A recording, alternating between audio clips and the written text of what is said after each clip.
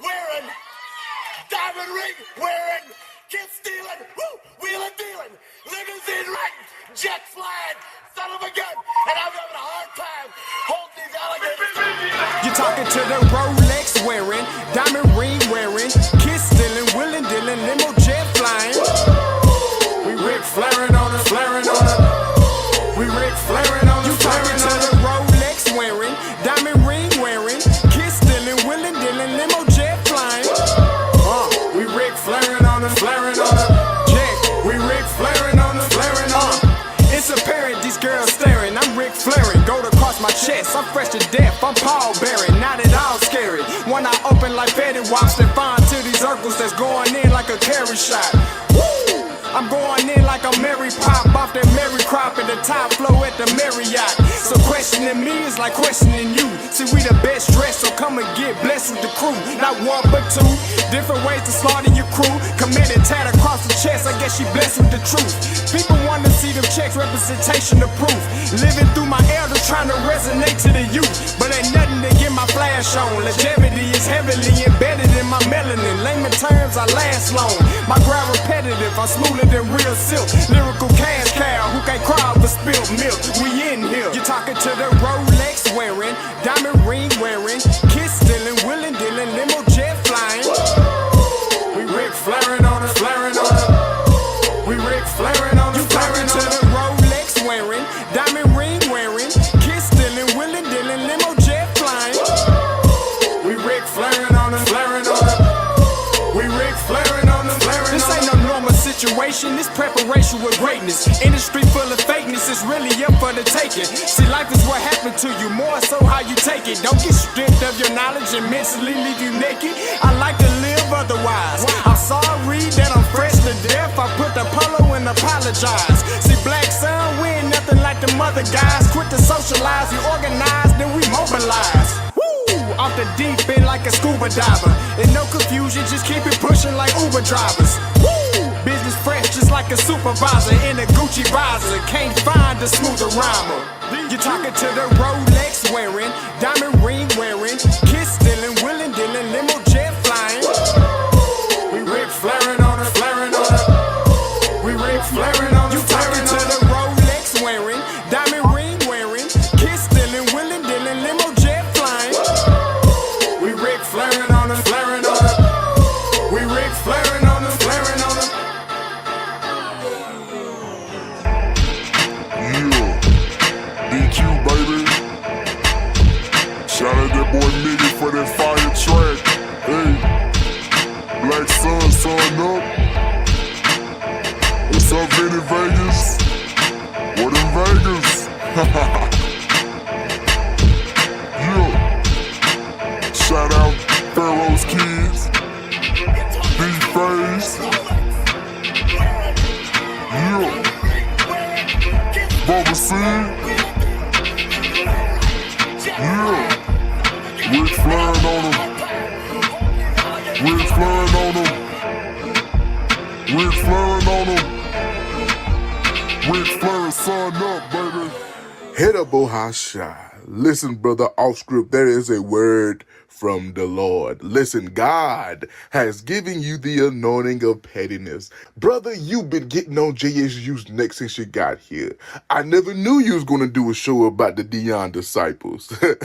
But beyond that, brother, listen, keep bringing the smoke. Keep bringing the pettiness. Listen, the people want to hear you. They're going to hear you. And remember, God's going to bless you. Be blessed, brother. Breakdown. I love, too easy topic, don't take offense when I touch down. I got it to a T, not a QB sneak, but if your D look weak, I'ma rush now. The trick of the trade, we're trying to celebrate. Everybody want it done tastefully. They can't tackle me, they knowing it's the truth, but they still wanna hear me say it tactfully. H is for the heavy hits, how we handle his hypertension has to be clever. It's better if they just let him sit. Nah, this ain't a hobby, hallelujahs hollow the halls. This is champions writing the hieroglyphs on the walls. Everyone envisioning encrypted plays on the side. Know the end goal, the end zone, the feeling enter in my eyes. Echoes from people, me host emos enchanted inside. Entanglements in the trenches, clear benches, enjoy the ride. Essentially, we eccentric, yet we also eclectic. Well respected, collected, and never look for no exit. No exceptions, it's expected. You took an L, so accept it. Can't water the squad down, every player electric. That's shocking. I'm exercising every evident energy leading to victory. I call that energy winergy. When we play, it's like a symphony. Execution of an extra point to put me up for endorsement deals. I'm in the end zone now, my favorite place on the field. I see no equals, even odds fall when stacked against us. We crack them in the trenches, then we send them back to benches. Eternalize my endeavors, Canton enshrinement. Exit 107 on 77's where you'll find us. Jay, bro, you snapped on that one, bro. That's cold. I salute you. Man, right back at you to the backpack pole. We both did our thing. It's Joe Allende, by the way, yeah. Scotty, Mike Reed, yeah. D-Breakdown. You already know what it is. Good evening, good evening, good evening to the good people out there on YouTube land. You're watching the breakdown. You already know it is the hottest Power State show on America. Like I did that. You like I did that? And give my G laugh. Anyway, hey, listen, you know it couldn't be nothing without my brother from another. My main man, the Jackson State alum, Mike Reed. Yes, sir.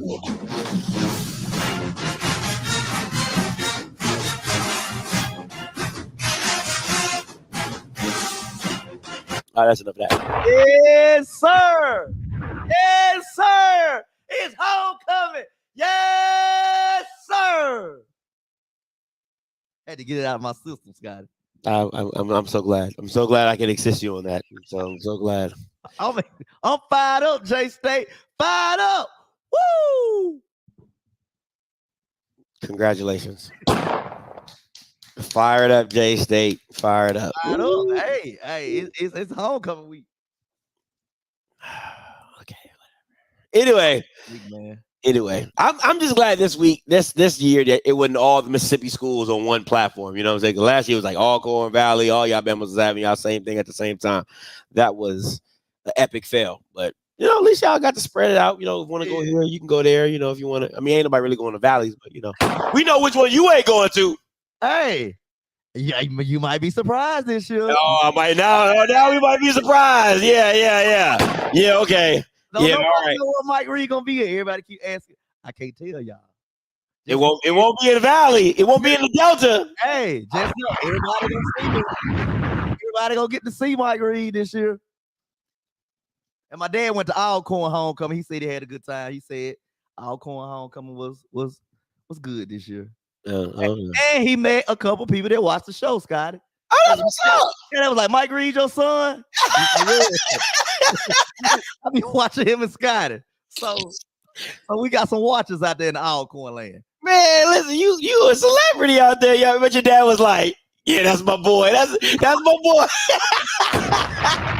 Your dad an alpha, right? Or your omega? Sigma. My dad is Sigma. I'm so he all the Sigmas, you know, yeah.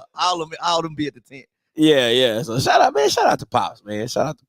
You like that's my boy, you know. Scotty get him every other day, but you know that's still my guy. That's still my son. You know. So hey, let's I gotta pay some bills before I get up out of here, and I not get up out of here before we continue on, but gotta give some birthday shout outs first and foremost. I gotta listen. My queen, my wife, her birthday is October 15th. She is a Libra.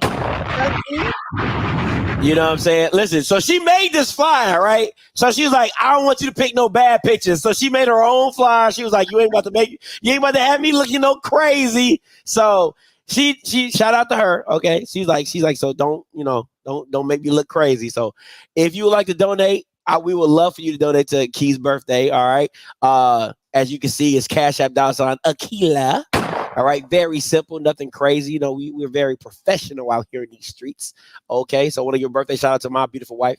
All right, October 15th is her birthday. She'll take all gifts. She takes all gifts. All gifts. I'm telling you, money, Ulta, gift card, it don't matter. Okay, she take it all.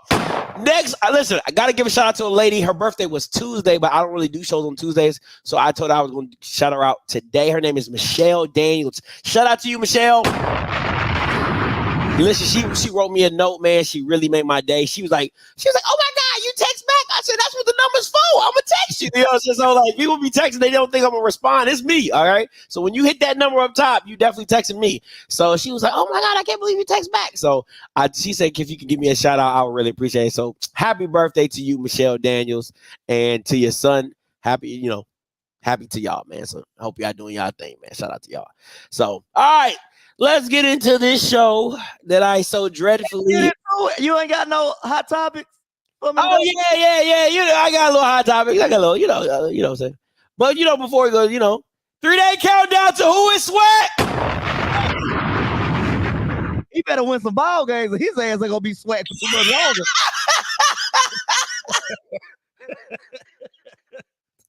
His ass gonna be unemployed. Who is without a job? Eddie Rob, you know what I'm saying? And then, for Mike Reed, 3 days to the homecoming, blah, blah, blah, blah. The homecoming, man. Okay. Yeah. Anyway, moving on. All right, let's get to the hot topics. Listen. Hey, man. Listen, bro. Dog, listen, bro. I am so sick of this woman, bro. Just think in the matter of 6 to 7 years, how quickly the narrative has changed on this Will and Jada relationship. Because before 6 to 7 years ago, you would be like, oh, yeah, I'm trying to get a girl like Jada to hold me down. Now, I don't want nothing that looks like Jada. If you bald-headed, I don't want to even talk to you because you probably got alopecia. Was it alopecia? Yeah, alopecia. Just like Jada. So I ain't messing with you. You know what I'm saying? Was that J. Cole that said want that Will and Jada love? Yeah. That line get more trash by the year. Oh, It was a bar, Scott. It's not a bar anymore. No more. You know what I'm saying? So, listen, man. Fair or foul that this girl keep doing she keep doing Wow, the it's Fresh Prince, man. It's like my boy Will trapped in the Get Out, like he's sitting in the chair. Crying. It's like he in the Get Out chair. my boy is hypnotized. Somebody please say Will Smith. Hey, was she like, no. She was smiling. No. Yo, listen, this is Fresh Prince, man. I know, right? I tweeted about it. I'm like, yo, fight back, King. Fight back. You know what I'm saying? There's a thing that's I got a homeboy, right? His name is I won't say his last name because I don't want to put him on, but his name is Dre. And his wife is very outspoken. She's very she's getting very real A personality, and he's real chill, real mellow, right? So when I would watch their relationship, I'd be like, man, no woman would ever do me like that. But when I really watched it, I'm like, there's an inner strength that you have to have, right? You got to just know who you are to be calm when somebody is coming at you in a disrespectful manner. So after a while, I had admiration. I'm like, man, that's actually I thought it was a weakness, but when you look at it from afar, you're like, that's a pretty strength. Will Smith, on the other hand, is kind of fading into that simp category because I'm like, yeah, oh yeah. It's kind of faded into that simp category because it's just like, man, she is constantly devaluing you in the media. Exactly. You know what I'm saying? Oh, we not this and we don't have this and and then they do the red table talk and then he crying on that and she telling them it's what was it called, a situationship or something like that. That's what the situation. What was the word? I forgot the word. Everybody was talking about it. I think they had a song called it. You know what I'm saying? I feel for Will, bro. I really do, man. It's just so foul, bro. It's so foul. Oh, Scotty. Will obviously don't wear the big draws in the relationship. He don't wear the big draws and entanglement. That's it.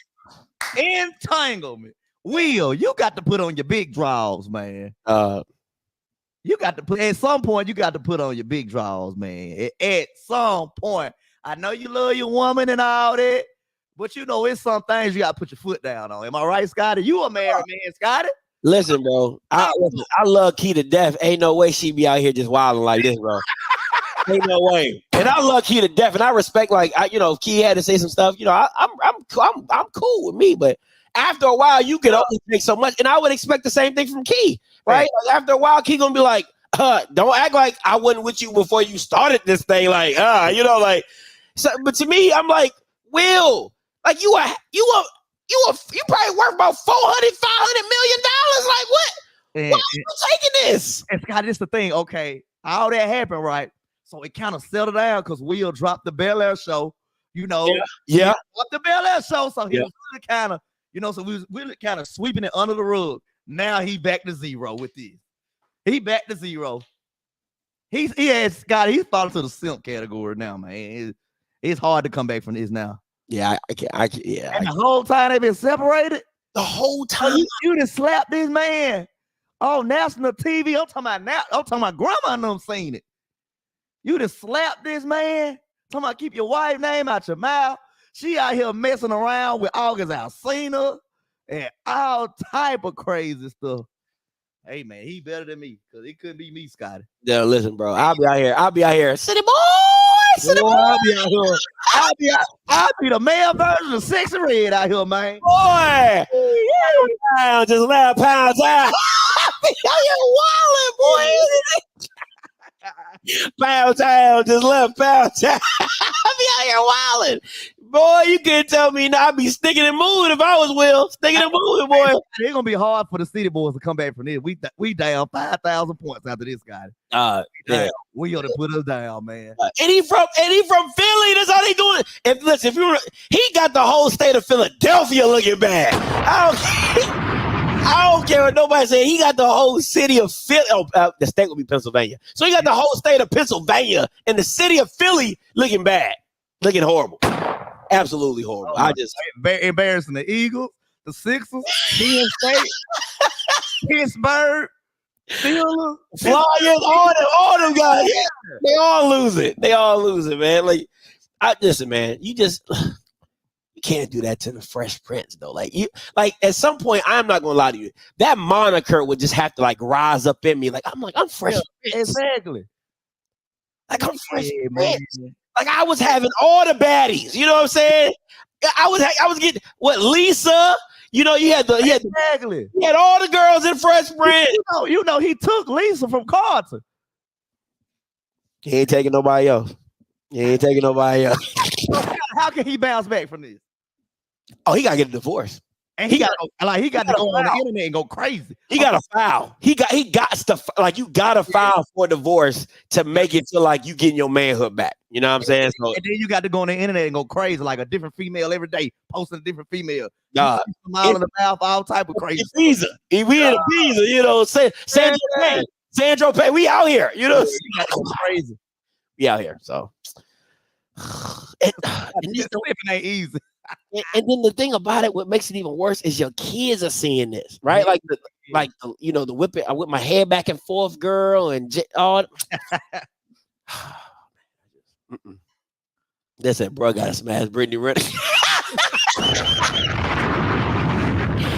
Hey, listen, I'll be at her house. Pound time to the left, pound time. Her coochie pink, her booty old, bro. Anyway, man, let's Brittany. Hold on now, Will. Hey, I can't let you jump me in front line because Brittany. Brittany, she might be at homecoming while you playing. Hey, if I run to Brittany, I'm gonna tell her, hey, I used to be an ugly yee, but now I'm a sexy yee. You know what I'm saying? So, Brittany, hey, I've been wanting you for a long time. Can Mike Reed just, I'm gonna treat you good, baby. I'm gonna treat you good, baby. Yeah. Let me be 36. Baby. Hello. I don't give a damn about them. I don't give a damn about that, Scotty. Take a ticket. Hey, I don't care nothing about that. Hey, they ain't got nothing to do with me. I'll be 48, so I'll be 48. Everybody got a pass. You know what I'm saying? Let me get Smash called in real quick. Let me see Smash. What's up, Smash? Man, ain't no fucking way. I'm in the ball head, bitch, love me like that. I don't get no fuck. I'm sorry. We was respectful, but I got more hair on my armpits than she got in her head. I'm not a bald head. No, you ain't gonna do that. Hey, Sman, can I ask you something right quick? No bald head girl. Hey, Sman, can I ask you something? So is that the definition of bald head hoe shit? So when they say bald head hoe shit, that's what they talking about. Exactly. What Jada be on? You're a DJ said bald head, fuck you, bro. You I walked in working my stop playing. Hey, dog. Listen, it's so embarrassing because we look up to Will, son. He can have any bitch he want in the world. Dog. Anyone. Stop playing. You better go make another I Am Legend or something. You know, go play another actor. That's crazy. I personally think she wanted a divorce. I think she wanted a divorce so she could take half his stuff and this, that, and third. But I think it's a mental thing, bro. I don't know what it feels like to be in love, but I know damn well that ain't it. That ain't it. No, I could. She could have half. For my sanity and for my peace, she could have half of that. I ain't even tripping off that. And her and Tupac's ghost can live happy ever after. Yeah. Her and Tupac's ghost can live happy ever after. Y'all can do seances together. Y'all can do all that stuff. Because once you said boy, I was thinking like bald head, scallywag. They got their hair back. They're good. They're not messed up. Yeah. She can say her and the weird ass kids. I'm gone. Fuck that fucking weird ass shirt they got. That's like, no, man. She's been dragging my dude through the mud. So like, dog, like he our next. Like if he go out, bro. Like I don't know, man. But she need to like stop that, bro. It's a mental thing, bro. She got him wrapped so far around her finger. He ain't the first person anymore. He's the first nerd or some shit. He losing it, dog. Yeah. He losing, man. Damn, we'll stand up, my guy. They need to make hashtag stand up. But I'm gone, man. That man said, "Will stand up." Will the real Will Smith stand up? Will, all Will need is one night out with Mike Reed, and I'll fix all this, Scotty. One night. Hey, Mike, I saw your video. You said, "Girl, lady, there's something in my eye." You said, "Can you help me?" What song was that? Can you help me see it? I'm looking for the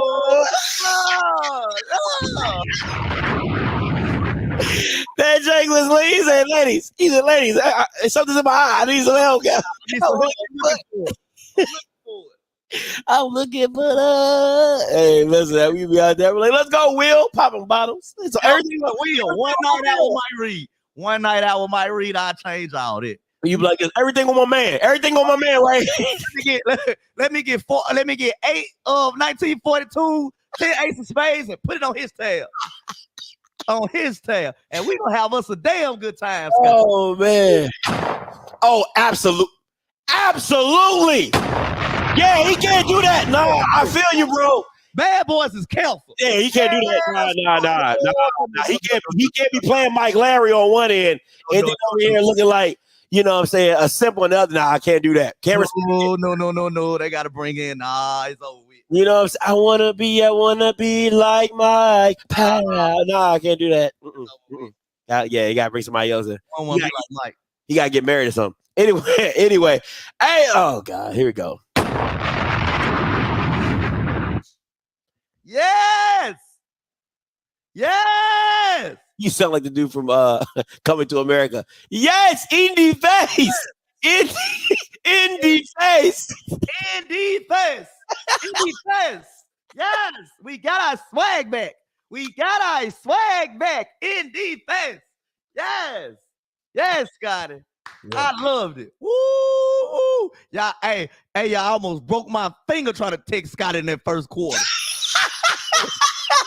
Cause Scotty, listen, I knew we was gonna come out like a different team. When in the opening kickoff, we actually tackled the return man. When we tackled the return man, it's a different game. I said, "Oh yeah, it's a different team right coming out for my week. Oh yeah, this is a different team." They tackling on special teams. Oh yeah, on special team. Yeah. Anytime we cover on special team, it's gonna be it's a different ball game. Scotty, I love the first half. I love every minute of the first half. I feel like the second half we got kind of lax, but we still got the dub, so I'm not mad. Still got to do it. And I love we put Jacoby Morgan in the game. Thank you. Thank you. Red zone. He need to be in the game. That's the Cam Newton of the swag right now. You seen him? He said the Cam Newton of the swag. Cam Newton of the swag, man. You need to stop. Let me ask you this. If they get a new coach in Alabama AM, is it still called the Pink Scooter Bowl? I don't think so. There was a time to be alive. The Pink Scooter Bowl. That was the time to be alive. You act like it was 20 years ago. That was They ain't going to Atlanta. Stop it, Wilkins. Hey, stop it. Sevion, what's up, bro? Hey, he know what's up. Yeah. We're not going back to Atlanta, Sevion. Stop it. Stop the lies now. Sevion, Come on now. brother. Y'all always be in the bowl game before they go to Atlanta. Okay? Y'all gonna be in the bowl game before they go to Atlanta. Stop it. Once a Tiger, always a Tiger. I love to see it. Stop it, sir. Anyway, listen, I ain't gonna lie to you, bro. Listen, man. I think Quincy Casey had some. He put some money on the Jackson State side. Once a Tiger, always a Tiger. He didn't do anything wrong. No, that boy came out. And I mean, like, just give it. I'm like, yo, the first interception was kind of freakish. Even though he missed. You know what I'm saying? Most times they don't hit a player in the helmet and pop straight up in it. You know what I'm saying? So, but the fumble, yeah, I can't. Scotty, I told you. He used to be a Tiger. I know. I be trying to tell y'all, but y'all don't listen to me. Y'all just think I just talk crazy. I mean, you just talking crazy. That's what y'all say. He don't know football. He just talking crazy. You know what's crazy, Paris? Xavier had those stat lines. That's the crazy thing about it. Xavier had the stat line. He had 200 yards and 2 tubs. 2 tubs. So I know what I'm talking about. It was the wrong player. Just the wrong player, but he had it. And I actually like him, Scott. I like his effort. I like what he came in and did because he really could have just put his head down like everybody else did. You're right. He could have quit. You're right. He could have quit. I got FAMU and somebody from the West. All right. I know the East. No, it only can be one person. FAMU don't slip up. It's FAMU. It's FAMU. FAMU are who we thought they were, and Southern let them off the hook. Why we talking about this? You want to crown them? They crown them, but Southern let them off the hook. It was That's no why hook. you can't trust Dooley. There's no hook to be let off on. Come on, let him off the hook. It wasn't no hook to be let off on. Anyway, listen. I'm gonna just say this: you couldn't have asked for a better start for y'all. Boy, we was on fire that first quarter, Scotty. You could ask for a better start. You know what I'm saying? Or I could have did it like I could. I could play it. I could play that role. This is how Jack State people. Scotty, well, if y'all would have lost, well, Scotty, if you take away the 3 turnovers, I mean, we only have don't do that, Scotty. I mean, that's what y'all would do. I mean, I'm saying, Scotty, if we didn't have 3 turnovers in the red zone, I mean, we turned the ball. I'm gonna just give A&M excuses like y'all would do, right? So A&M, y'all use these Jack State excuses. Wow. Well, I mean, it's real easy to score 21 points if you're getting turnovers in your own end zone. Because when I said that in the Celebration Bowl, nobody cared about that. I said the same thing. Oh, and then that's the excuse y'all want to use. So A&M could use the same excuse. Well, I mean, the game would be different if we didn't turn the ball over in our own red zone. No. It's not my fault. Your team ain't disciplined. What's different? What's different? Hey, my fault. Your team not disciplined to take care of the ball. I'm asking you, what's the difference? Because that's the argument y'all gave me. A big difference. What was the argument? It was the argument Celebration Bowl. The argument in the Celebration Bowl when I said y'all got y'all butt whooped. Oh, I mean, Scotty, we really gave them the game. We turned the ball in our game, Scotty. 31-10 is not a close game. Oh, the first one. Oh, you talking about the first one. Well, Scotty, it wasn't even when the person in Atlanta that could stop Shaq Davis that day. I'm just going to keep it real with you. Man. And I said that numerous of times. I'm going to say A&M. Go ahead and use that. Listen, you talked about something 2 years ago. Go ahead and use the excuse, A&M. If y'all want to use that excuse, go ahead and use it. They would have used it for them. I mean, Scotty, what you mean? I mean, A&M, y'all just garbage. Use that excuse. Just say we just garbage. And Jackson State just beat us. Like Perry said, Jackson State did what Jackson State do against A&M, against the Bulldogs, beat them. All bark, no bite. I will say this though. I am pretty frustrated with Kylo, man. I'm not picking him. I'm not picking him no more. I swear for God, I'm not picking A&M no more. If it's against a team that has a winning record or is competitive, I'm not picking it. I'm not picking them. It just is. I'm telling you, and I mark my words. What I'm going to do this week, I'm going to research every game that Coach Maynard has coached. And I'm going to write an article and I'm going to show y'all how frivolous his record is, because this shit ain't making no sense to me. It ain't making no sense to me. So I'm telling you, I'm going to do the research. I want to see his wins, his losses, who he won to, what were their records, because something is telling me this Bama is ass. If you do that to him, you got to do it to Dooley. You got to be fair. You got to do it to Dooley also. At least Dooley been to the SWAC championship outside of a COVID year. Outside of a COVID year. You know what I'm saying? So it's just crazy to me. Oh, Coach Maynard, recruit some more 5 stars. I still got that video on my phone. Recruit some more 5 stars. Wilkerson, they playing Alabama State. Alabama State, man. Alabama State. So you already know what it is. You already know what it is. All right. So, you know. I wish my boy get some more touches, but you know, wish my boy how about this? How about you give me some analyst takes of your thoughts and takeaways other than JSU or that. Contrary to what y'all say about Jason Brown, my guy do not turn the ball over. My guy doesn't turn the ball over. I'm taking a game manager that don't turn the ball over. I'm taking it 10 out of 10 times, Scotty. He don't put the game in harm. He don't turn the ball over. So I'm happy with this, Scotty.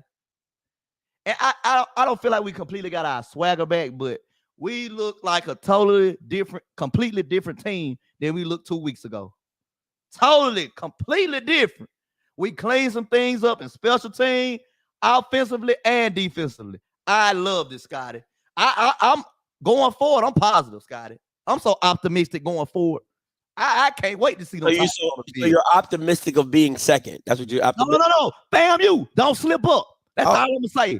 Don't slip up, FAMU. Y'all, all right, y'all better take care of business. You better stand on business, FAMU. So you're optimistic about coming in second. That's what you're optimistic about. No. Okay. I'm just saying, FAMU, don't slip up. We only can control what we can control, Scotty. Okay, we gonna take care of our business. It just sounds like. I mean, we gonna let everything else roll how it roll. I'm just saying, it sounds like gave up 30. We put up 45. But you still gave up 30. In the words of the great Herm Edwards, you played to win the game. Nobody say you didn't win, but you did give up 30. I'm just saying. I mean, that is true. You did give up 30. That's fact. I'm just saying that's facts, though. You did give up 30. And if you take the 21 points off turnovers, it's 24-30. If you take out 21 points off turnovers, it's 24-30. I'm just saying. I'm just saying that's a loss. So it's our fault. So we get penalized because they turn the ball over. All I'm saying is they fumble the ball, throw the interception. We're supposed to give it back to them. No, I'm just saying if you take the turnovers away, I mean. So they turn the ball over. We supposed to pick up the ball and say, "Oh man, y'all." No, I'm just saying. I'm just using the excuses that y'all use. That's all I'm saying. Oh, Scotty, if it wasn't. No, I'm just using the excuses that y'all use. Oh, Scotty, if it wasn't a snap over our head. Oh, Scotty, if it wasn't for special teams. Oh, Scotty. It's always Scotty something. It's always Scotty something. So I'm just using the same excuses that y'all would use. It's always the reason that you lost. They lost. They turned the ball over. That's what I'm saying. All over. That's what I'm saying. And so you take the 21 points away, A&M actually wins. I'm just saying. Don't take it away. I'm just saying. I'm just saying. Stop us. I'm just saying. It's always Hezekiah. It's always something. It's always something. It's never nothing that we did. It's always something the other team. You know what I'm saying? I mean, they for the other team, they 10 points in the second half. I mean, what we talking about? It's always self-inflicted. I'm saying, man. It's always moving. I'm just won saying. the damn game. I'm just saying. I mean, that's the stuff y'all say though. That's the stuff y'all be saying. Hold on. And only scored 10 in the second half. We held FAMU to 0 points in the second half. But That's y'all what I'm said, no. saying. I said, no. And they still beat them by more. They still beat you by more. 28-10. They still beat you by more. Football, we won the game. I'm just giving you excuses that y'all be doing. We giving out moral victories now. That's how y'all come out. That's how y'all come out. Well, we giving out moral victories then. Hey, I'm just giving it to you like you give it to everybody else. That's what we you're giving saying. out more victories. Sivion, put another win on y'all record. Y'all beat USC. And we giving out more victories. If Scotty giving out more victories, y'all better get some. Oh, that's what y'all do. Hey, son, Scotty giving out more victories. You better get some. We say y'all get mollywopped, then you say, Scotty, they ain't even score in the second half. I'm like, what does it matter? You lost. But that's what the excuse that y'all use. I'm just the excuses that y'all use. It's always so much Jackson State. I'm just asking, did you not say that? That's all I need to know. When the uniform did you not say that? That's all I'm asking, Mike. Did you or did you not say that? I did say this. Okay, so I'm using the same thing. I said we made adjustments. They made adjustments. I can say Alabama A&M made adjustments second half. Okay, still didn't win the ball game. We didn't beat FAMU. That's what I'm saying. You was throwing excuses out, so I'm just throwing excuses out. Well, when it comes to Jackson State, boy, it's always something. I'm just asking a question. That's all. All right, listen, we gonna go to Mike's secondary school real quick that he don't like to talk about, the little step-headed, red-headed stepchild. Down in the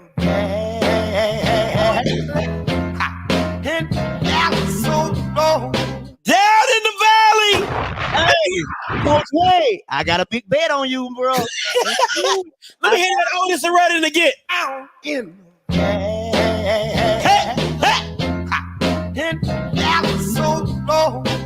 in the valley, because them bummers, they low. Ooh, they low. They low today. No, that was low. Hey, I'm standing on my bet. I'm standing on it. Here we go. You already know what it is. You got the battle of the secondary schools. Hey, You got Mike with Valley. You got Perry with UAPB. Loser wears the other school's shirt.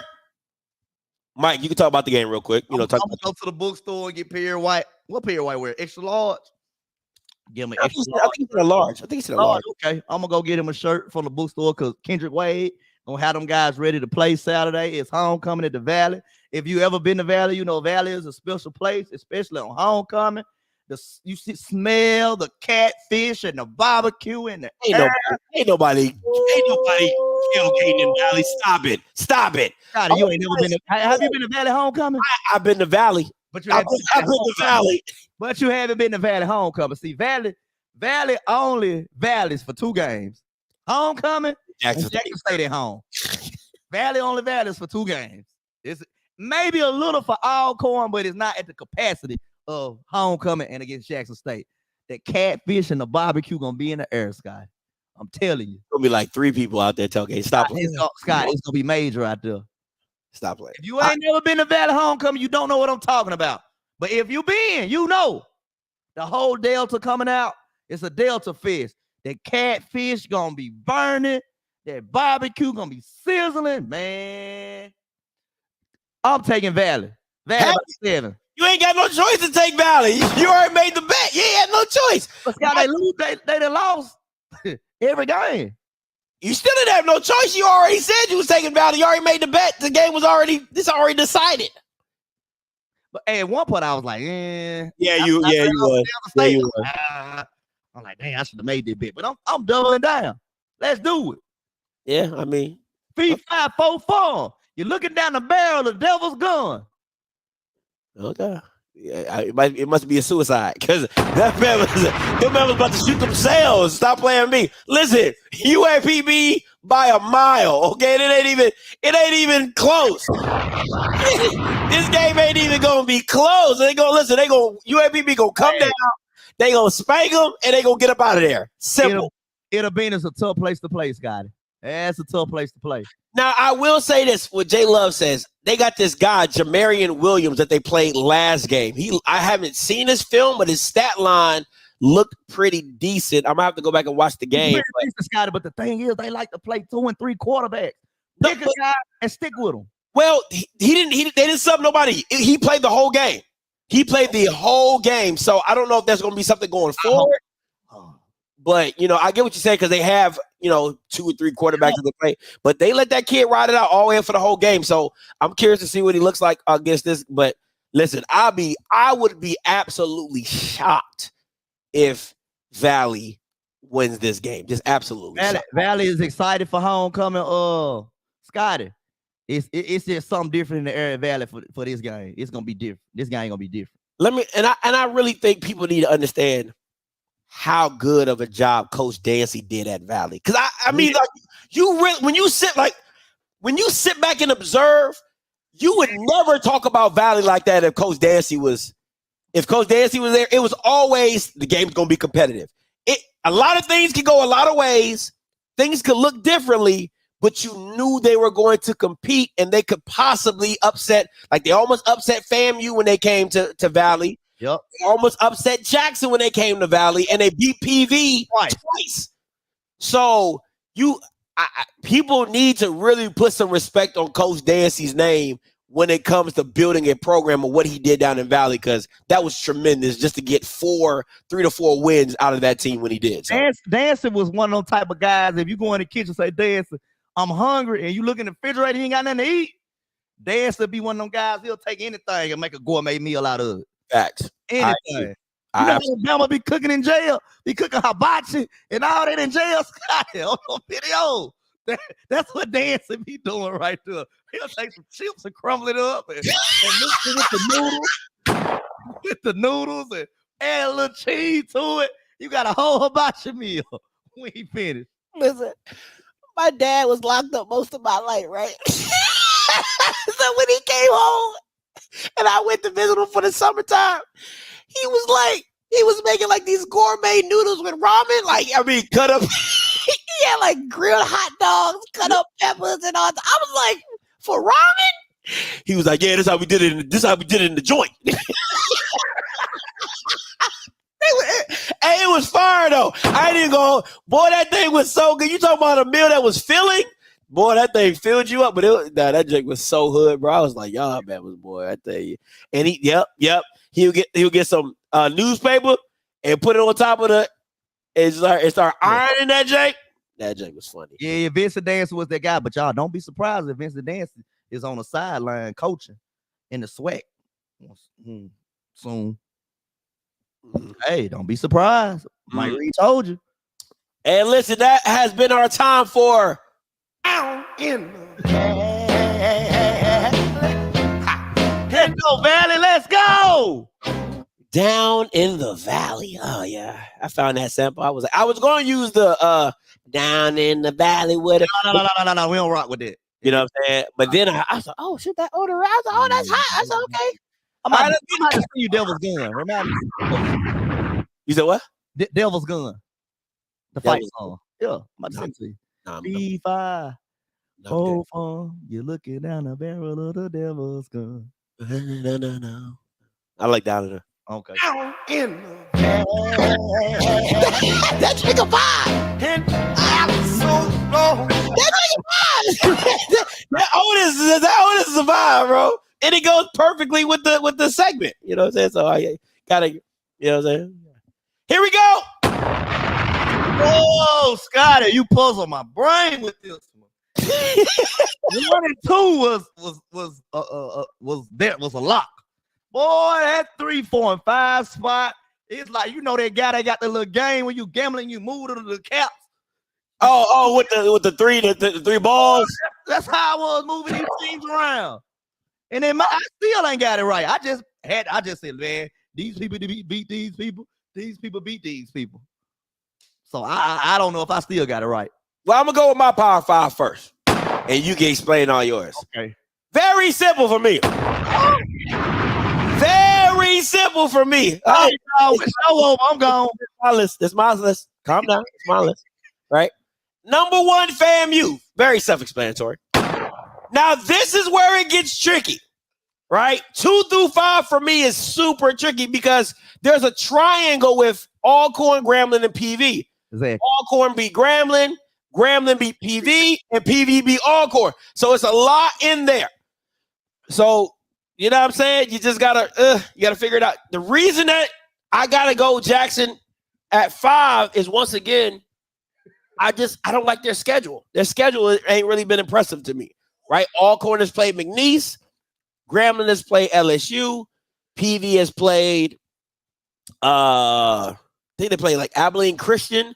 You know what I'm saying? And they've all played each other. So I put Jackson at the 5th because I don't really like the schedule.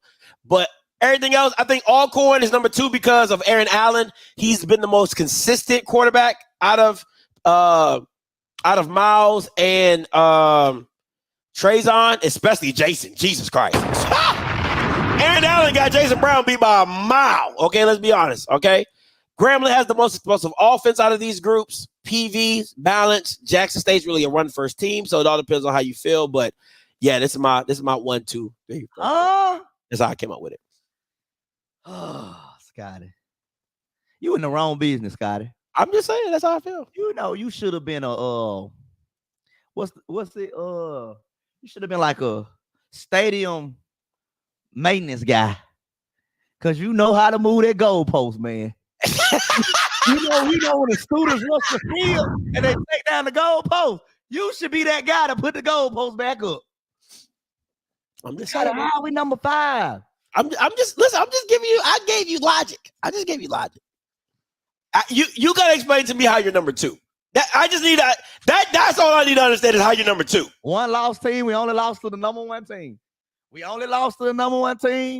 Hey, only swag loss we got. And you haven't played nobody else in this Power 5. The other ones in the Power 5 have played each other. Take that over, Mr. McClellan and Mr. Andrews. I didn't make the schedule. We just go out there and play. And I got Alcorn beat Grambling. Grambling beat PV. That's how the cookie roll. But how can you not have us at number 2? The PV beat Alcorn. Why did we beat them? Okay, that's what I'm saying. But I mean, the 3, 4, and 5 spot. Man, that's a love triangle. That's Will Smith, Jada, and August Alsina right there. I don't know how to call it. I just said Alcorn beat Grambling, Grambling beat PV. I forgot PV beat Alcorn. Wow, now I'm even more confused, Scotty. That's what I'm saying. That's why you shouldn't be number 2. You feel what I'm saying? That ain't got nothing to do with us. I'm just saying that's why you shouldn't be number 2. That little love triangle in the West ain't got nothing to do with us over here in the East. I'm saying. Y'all should just be happy y'all in my top 5. I mean, if we're being honest. Y'all should just be happy. I mean, because I could have put the top 5. I could have put Southern over y'all. That's just pure hate, Scott. That's just to be spiteful. Just pure hate. Oh man, just to be spiteful. You know what I'm saying? So, I get it. I can't. Put it close on that video. Just because the guy hating you hard don't make it right. Ain't the way he said on that video, Scott. I'm just keeping it a buck. That's what I'm saying. I'm just saying. Shoot. Well, hey, ain't gonna change if somebody beat us. Oh yeah. If somebody beat y'all drop it because y'all schedule is ass. I mean, so yeah, the ending of your schedule is ass. I mean, the only real competition you have is Bama State and Alcorn. Teams got because that's gonna change. That little 3. Oh no, they all play each other. So I mean, then they all play Southern. They all play. Alcorn don't play FAMU. PV plays FAMU. Grambling has Southern coming up, and then they also have. No, they already play PV. Already play Alcorn. So it should be pretty easy unless they got a competition in the unless they playing somebody from the East. It might change next week because let's see. A&M play Grambling. Yep, A&M play Grambling for their homecoming. PV probably got the hardest schedule coming down. They got Southern, they got Alcorn, and you can say Southern got the hardest schedule coming down because they got to play Alcorn and they got to play PV. So it's Southern homecoming. Okay, they playing Lincoln. Oh yeah, that's ass. Come on, Southern, play somebody for your homecoming. Play somebody. Oh yeah, PV already lost to Alcorn. No, PV beat Alcorn. Yeah, PV beat Alcorn. So they don't have to play them. So PV has to play. Oh, they got to play FAMU and Southern. That's who PV has to play. They gotta play FAMU because PV is. Let's go, PV. Yeah, PV is FAMU's homecoming. Hey, PV. PV, you know? Yo, let's beat FAMU. Let's beat FAMU. Wow. Okay. FAMU, man. I couldn't say it when Southern played them. I couldn't come out verbally and say it. Okay, I got you. But I can say it with PV. All right, let's get into it. That was the Power 5. Now we're going to get into a little bit of high-low. All right, a little bit of high-low. Starting off, I don't think he's hit it yet. I don't think he's hit that. I'm gonna go the safe route. I'm gonna say low this week. Yeah, I don't think he. A little bit over 200, 215, 220. I'm starting to realize who Jason Brown is. Yeah. What was that? 205, 210. Hey, no turnovers. Oh, that's all. Okay. I mean, that's fair. Three tubs, 0 interception, and he finally aired the ball out. Scotty, did you see what happened when he don't throw the deep ball short and just air it out? The receivers actually go get it. Who went and got it? Because I saw one where the dude was wide open. Seven. What's that? Rico or Spencer on that throw? I can't even remember. Yeah, I didn't see a lot of air. I didn't see a lot of air out, but you know, in my head, he aired it out. Yeah, receiver got up under it. So he said McCray in 7. McCray, that's what it was. McCray. Okay, but hey, we growing. We growing as a team. My quarterback growing as a quarterback. It's a week-to-week thing, man. We getting better. How should he be growing? He been playing for 9 years. Hey! This is a new system for him. Come on, Scotty. Well, y'all make more excuses, and I know. Come on, Scotty. Remember, been playing for 12 years, and that talk about he growing. Lord have mercy. All right. No. Even if you combine both quarterbacks, still no. Oh, I definitely got low on the last one since I ain't answered that. That ain't even a question. That's low. We know you got low, Scotty. Yeah, I must say. No, Scotty, we ain't. No. We ain't gonna give up that. Yeah. It's really not that y'all gonna give it up. That's not even. Let's be honest. It's not that y'all won't give it up. Unless we get a lead, and you know they got to pass the ball. Like I said, it's not that y'all won't give it up. It's just that they don't throw it like that to do that against you. Because I can be dead. Okay, we're gonna get into who's starting? Huh? Who's starting?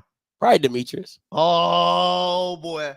Listen, I'll be honest. If Damon Stewart was starting, he's doing 250 on y'all. It's not even a question. With a loss, with a couple interceptions. Okay. We'll see. It's low because we know it's gonna be split. Interceptions. It's gonna be split. So I ain't even know it's probably gonna be like 150 on passing. So I ain't more low. Should have probably put 200. Powell State runs for over 150 yards. Easy. You know what type of team we are. We run the ball. We run the dang ball. I want to say low, right? But the reason I can't, because I just think about the number of attempts. Like, y'all are probably going to run it like 30 times. You know what I'm saying? 30 to 35 times. And I'm just what, three backs? 3-4 backs? Yeah, between really Miller and Irv. You know what I'm saying? We know what type of team we are. But, I mean, Alabama State's defense, man, that jank. With Bubba. Hold on, Scotty. Let me ask you something. I got a couple questions for you. Since we're talking about Alabama State defense. Alabama State. The same defense that lost to Miles? That defense? Yeah, they can't score. I mean, what you want them to do? If Miles put 21 points on playing with a running back. You playing with a running back. If Miles put 21 points on him, woo! I ain't ready for the Eminem train. I'm sick of that Bama defense, that Alabama State defense. I haven't seen it. I mean, okay. I haven't seen it. Okay. I'm gonna go low. Just to be on the. I believe in Alabama State defense. I'm gonna go low. All right, Alabama State runs for 100 yards.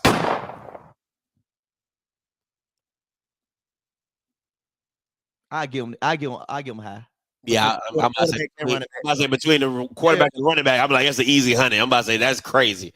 Absolutely, yeah. I'm definitely going high on that one. On that, too easy. Here we go. Since you talking big stuff, because you've been feeling yourself this whole show. We gonna get to that later, Scotty. So I need to know. I need to know. Since you feeling yourself, I need to know. My score prediction, it wasn't over 30 points on Okay then. So pipe down. All right, pipe down, because you're doing a lot of talking and you ain't backing it up with the score no more. It's homecoming. A lot of emotions in the air. Like Hezekiah said, push. My score right up under 30. So hey, that's not a push. If it's under 30, that ain't a push. Hezekiah got a push. I don't have a push. I got a low. But we still win. Convincingly. Yeah, we still win convincingly. All righty. Low. Definitely low. Not doing it. Not doing it. And let me say something to y'all Ohio State fans. Right? By 40 is different than winning and scoring 40 points. It's two different things. I don't know if y'all don't have English and understand comprehension of how that works. By 40 is beating somebody by 40, not scoring 40. That's not how that works. It's more by 40 is more. You say JSU by 40, that means you have scored more than 40 points. In difference. See, Scotty, first of all, it's by 40, not 40. It's 40. It don't matter. It's still not being said correctly. F-A-W-T-Y. Just because you put 45 on somebody does not mean you beat them by 40. But Scotty, it's a mantra, Scotty. It's not how it works. It's not how it works. It is sickening to hear y'all Bama's talk about it when y'all don't know how it works. Now, when y'all was beating Bama 59-3, JSU by 40. That's absolutely correct. It's a mantra, Scott. It's turned into a mantra. It's turned into ignorance. It's turned into ignorance. It's not no slogan, because that means to go out there and don't beat nobody by 40. Scott, it's a mantra. It means TC Taylor team. This ain't Dion. This is TC Taylor. Y'all ain't putting nobody out on 40. Stop it, sir. Stop it. Yeah, well, that's the truth. Y'all Bama's don't know what y'all talking about. Low. Oh, I got low for 30. I got low for 30. What you got for Bama State? I got low. I think I win. You must got us beating them. Yeah, I mean, I already said it was going to win. I just said it was going to win. Oh, okay. I mean, I still going to root for y'all to lose. Of course, I'd rather my pick be right, but I still want y'all to lose. It's always lose, but it's always Jack State losing. I'm just not going to pick that, because then it's going to make my picks messed up. Yeah. Yeah, I think I put low. I think I'm about to do. You know low. I did low. Because I don't know who the quarterback is. That's the only reason. Don't matter. This is what, now I want to hear you talk your mess. This is what I want to hear you. Since your DBs are so good. Okay, I specifically put this question in place for you. Hold on. Let me do some research right quick. Because he had like 99.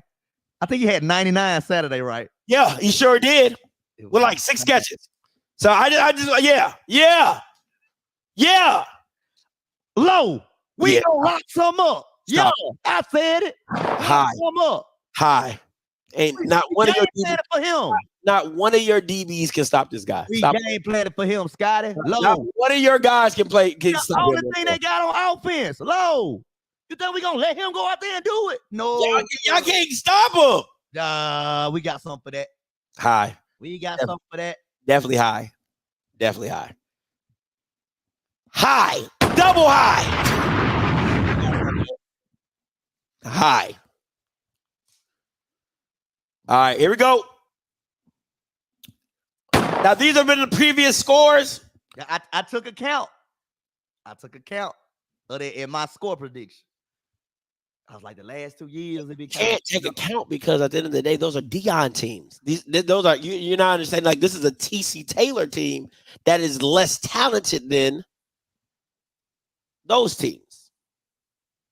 Now, I do believe that the quarterback situation is a lot more turmoil. Alabama State got that much better? No, I think Alabama State got worse, if I'm being honest, like talent wise. So I mean, I still think that the playing of quarterbacks is what's the biggest hindrance for Alabama State is the back and forth at the quarterback position, but neither here nor there. Here we go. Now, let's be honest. You were absolutely correct when it came to Alabama A&M. I will give you that. I got a little bit more respect for them. Okay, I just want to say, I was like, okay, you made your point. You was right about that. I'm gonna come back here. Let's see what we talking about right now, because I wanted to see like what we talking about. You could A&M soft. I'm just gonna be real. A&M soft. They a little bit more tough down there in Montgomery. What he say in life? Soft. What you getting all brolic for? You, I said it. I said it soft. Soft. Did he spell it, Scott? Did he say S-O-L-T? Yeah. Soft. A&M soft. Hey, they got a little bit more. They come to play some ball at Alabama State, but I don't think it's gonna be enough for them Tigers. Okay. Third ranked defense, third ranked offense. Something's got to get better. Yeah, 6th ranked defense, 10th ranked offense. Oh, okay. Yep. So. Oh, okay. We'll see how that looks. We will see how that goes down. Here we go. Jason Brown versus the Milli Vanilli crew. You know what I'm saying? Ebony and Ivory. Yeah. Now, if you that dark, now you should not be wearing a black polo for your photo shoot. That somebody did that boy this. Yeah, he had the white one on it. He said, you know what I'm saying? Like, come on, man. You can't be that. Listen, that's like black 101. Like that's like you can't be that dark and put a black polo on. That just don't look right. You know what I'm saying? We black. So listen, I would say this if I'm being honest. I would take Damon Stewart over Jason Brown. I think he's more dynamic. I saw what he did against FAMU. Just has a little bit more dynamic to him. And I think they're both arm strength and arm talent-wise. I think they're kind of both in the same bucket. But when you add Demetrius Davis into it, I really think it hinders this team because of what he cannot do. Mm-hmm. So when he's in the game, you can limit. The defense isn't worried about certain things. The most thing they're probably worried about is him rushing. So, I don't know, man. And people saying Jason doesn't throw picks is because he rarely throws. Like he doesn't put the bar in harm's way because he doesn't throw that far. Like he doesn't throw that far to even do that. It's a decision thing, Scotty. He ain't out to make dumb decisions. Okay. I mean, I could show you some, but I'm. Purdy ain't throwing the ball downfield, but he's not turning the ball over. He's still making good decisions by dinking and dunking. We'll see. We shall see. But this right here, this is what the people came to see. This is. Yeah, I want to see what happened when they meet in the hole, Scotty. When they meet in the hole, what's gonna happen? Listen. I'm taking Mulligan. Run him over. Homecoming at the crib with 60,000 blue and white pom-poms in unison. What a accord. Oh. Now you know 60,000 means you got to fill up the other side, right? It's homecoming. I'm just trying to make sure. I'm just trying to make sure that you understand 60,000 means you got to fill up the other side. It's homecoming. Not half the bowl. Okay. Homecoming. Listen, I like Irv. I like Irv Mulligan a lot. Right? But at the same time, a dog. Bubba has seen better backs. Bubba has played against better backs. I'm not saying Irv ain't good. I'm not saying Irv Mulligan ain't good. Right? But what I'm saying is he's played against backs like Irv or better than and held his own against them. Right? So you're talking about the Wilkersons. You're talking about he's seen Ezra Gray in practice. Ja'Cory Merritt he's seen in practice. Who else has he seen?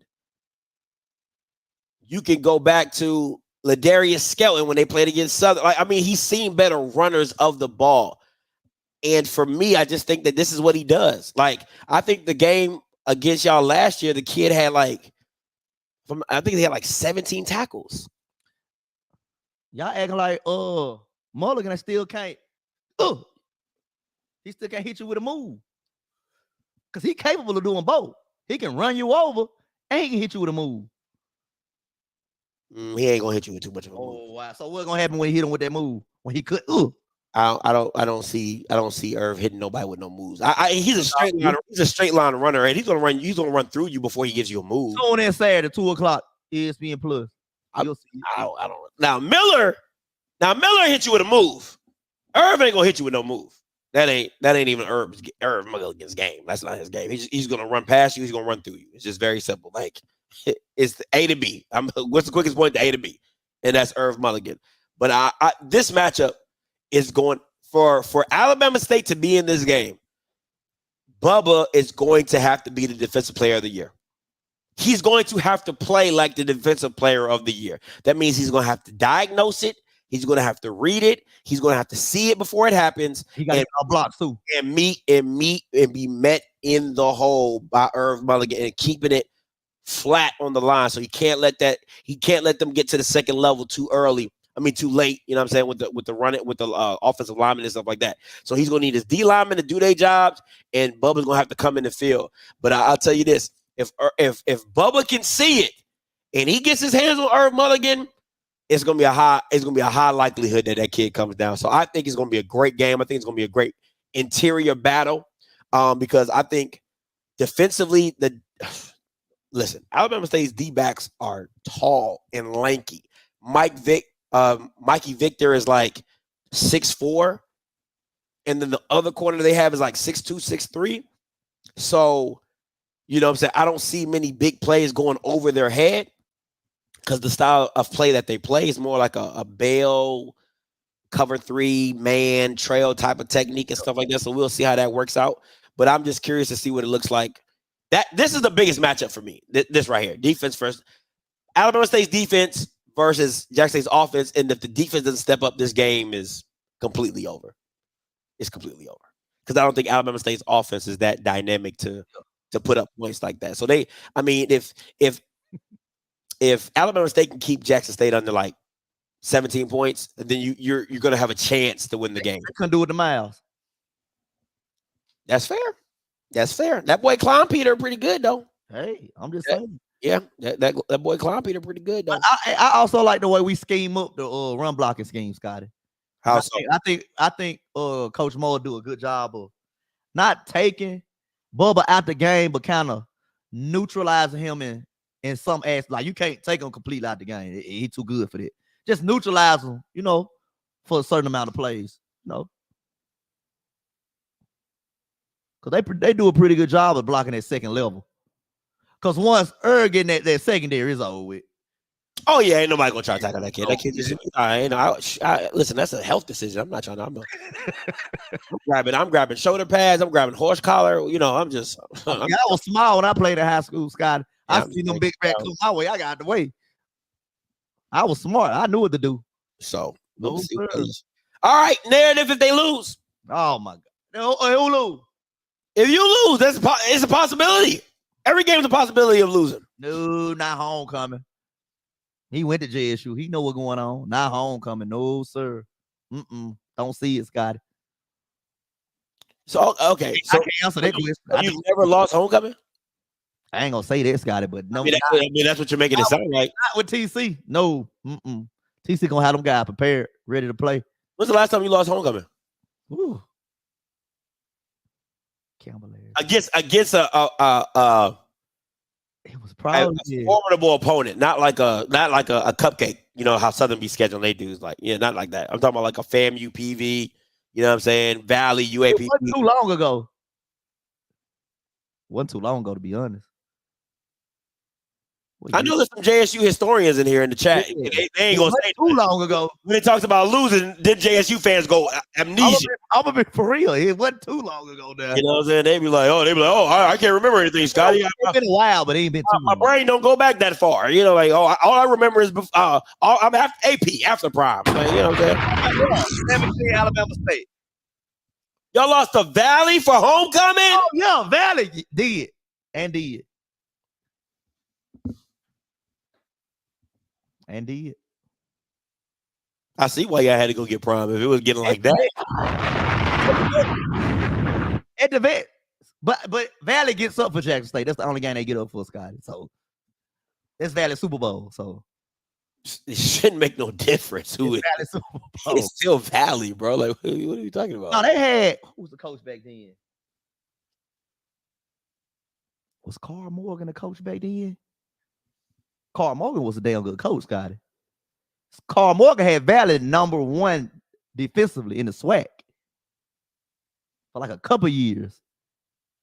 The offense just wasn't shit. That Valley won 2 games. I'm telling you, the offense wasn't nothing. But they had the #1 SWAC defense. I'm telling y'all. He said that's them JSU humble. They act like they never had him. But it's crazy. TC gonna have these guys ready to play, man. He said we actually played Bama State for homecoming a lot. Okay, that's cool. Oh yeah. They said JSU lost their homecoming to Alabama State in 2017. Okay, so we'll see. So there is a possibility. That's what I'm saying. There's a possibility. Y'all have these guys ready to play, man. Okay. Narrative they lose. Oh my Lord.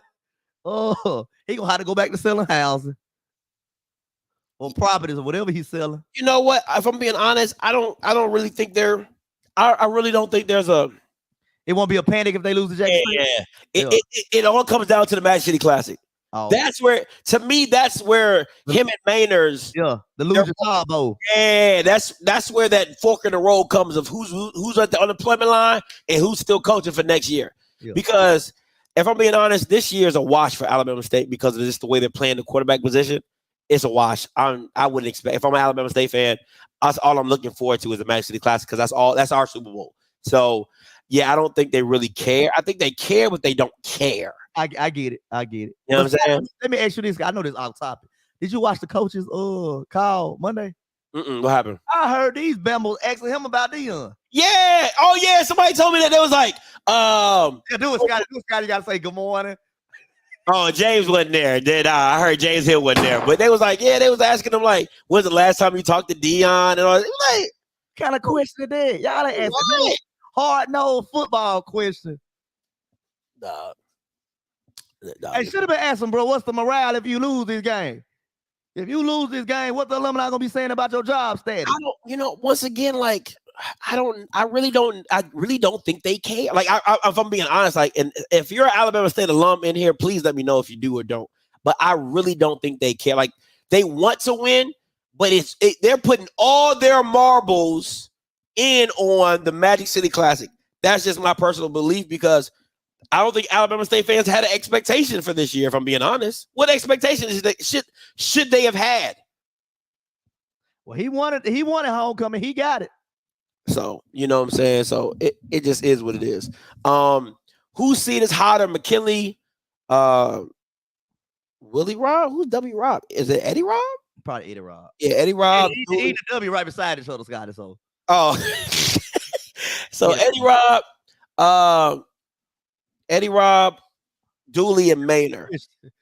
Okay, McKinley's in his last year of his contract, so he's fired. Okay, you can just slide. Everything in a hot seat though. They're just like, yeah, he fired. Okay, he's gone.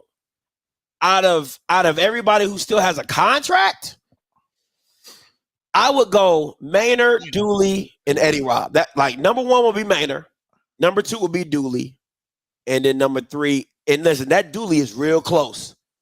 Because you keep losing to Jack State if you want to. They'll find you up out of there real quick. So especially losing to a Jack State team without Dion, nah, that ain't working. So that Maynard, Dooley, E-Rob, I think that's how I would do it. And get the likes up. What you got, Mike? Definitely going with Minor. I say the same order you said, Minor, Dooley, E-Rob. Because Minor be doing all this barking and all this whatnot. You got to win some ball games, man. Yeah. So you get paid to win. You get paid to win. You get paid to win swag games. Who do you trust? I think this is real simple for me. I'm gonna go Ed. I mean, not no. I'm gonna go on TC just because You going TC? Yeah, I'm going TC. I got to because he knows his team. He knows what his team is. Right? They're a run first team. We'll do everything off the run. So I can always respect the coach who knows what they are and knows their identity. I don't think Alabama State has an identity. They just out here every game is just like, let's see what we're gonna do. Let's see what we're gonna do this game. You know what I'm saying? So I can't rock with that. So I'm gonna go with TC. I'm so proud of you, Scotty. The growth is real. So proud of you, Scotty. Eddie Roberts just that bad. I gotta go with TC. Y'all know I'm going with TC. Like you said, we know what type of team we are. We know our identity. We're gonna run the ball. We're gonna run the dang ball, like the lady said. Run the dang ball. Run the dang ball. We're gonna run the ball. We're gonna play defense. I'm like, you know how bad you have to be for me to trust TC Taylor over you? That just lets you know how bad you are as a head coach. If I gotta go with TC, are we doing the grade? You know what? I didn't know who. Are we doing a grade? I forgot to put the slide in, but you are more than welcome to. No, you're more than welcome. First year coach, depleted team, hella roster turnover. I want to ask y'all in the chat, what grade would you give TC Taylor so far? Okay. Like I said, first year coach. Before you answer that, let me give you the full details. Before you answer that, because JSU fans gonna jump in here real quick. Listen, don't let him get you with the complete, because they was just bragging about having the #1 FCS class. So you can't have it both ways. You can't. I put that in there, Scotty. You didn't say that. No, you didn't. You didn't say that. After you finish, I'll reword it. Go ahead. Yeah, reword it. Okay, y'all. Decapitated first year head coach ever. Decapitated roster. We did get the #1 class in the SWAC and the #1 class in FCS. Now we did that. We did do that. Only lost to FAMU in the SWAC. We lost to Texas State, a Division I program. Hey, you're Division I. FBS program. Division I FBS. How would you grade, my guy? So rebuttal, Scotty? Oh, I don't know, but you asked the people in the chat. Yeah, I want to know their opinion. So what's yours, Scotty? You give your grade. TC is doing a dang good job right now for what he had to overcome and deal with. First of all, you got the cloud of Dion on you coming out to Dion now. Dion didn't lose a SWAC game for 2 years. Coming off with Dion, brand new roster, brand new coaching staff. I give him a B.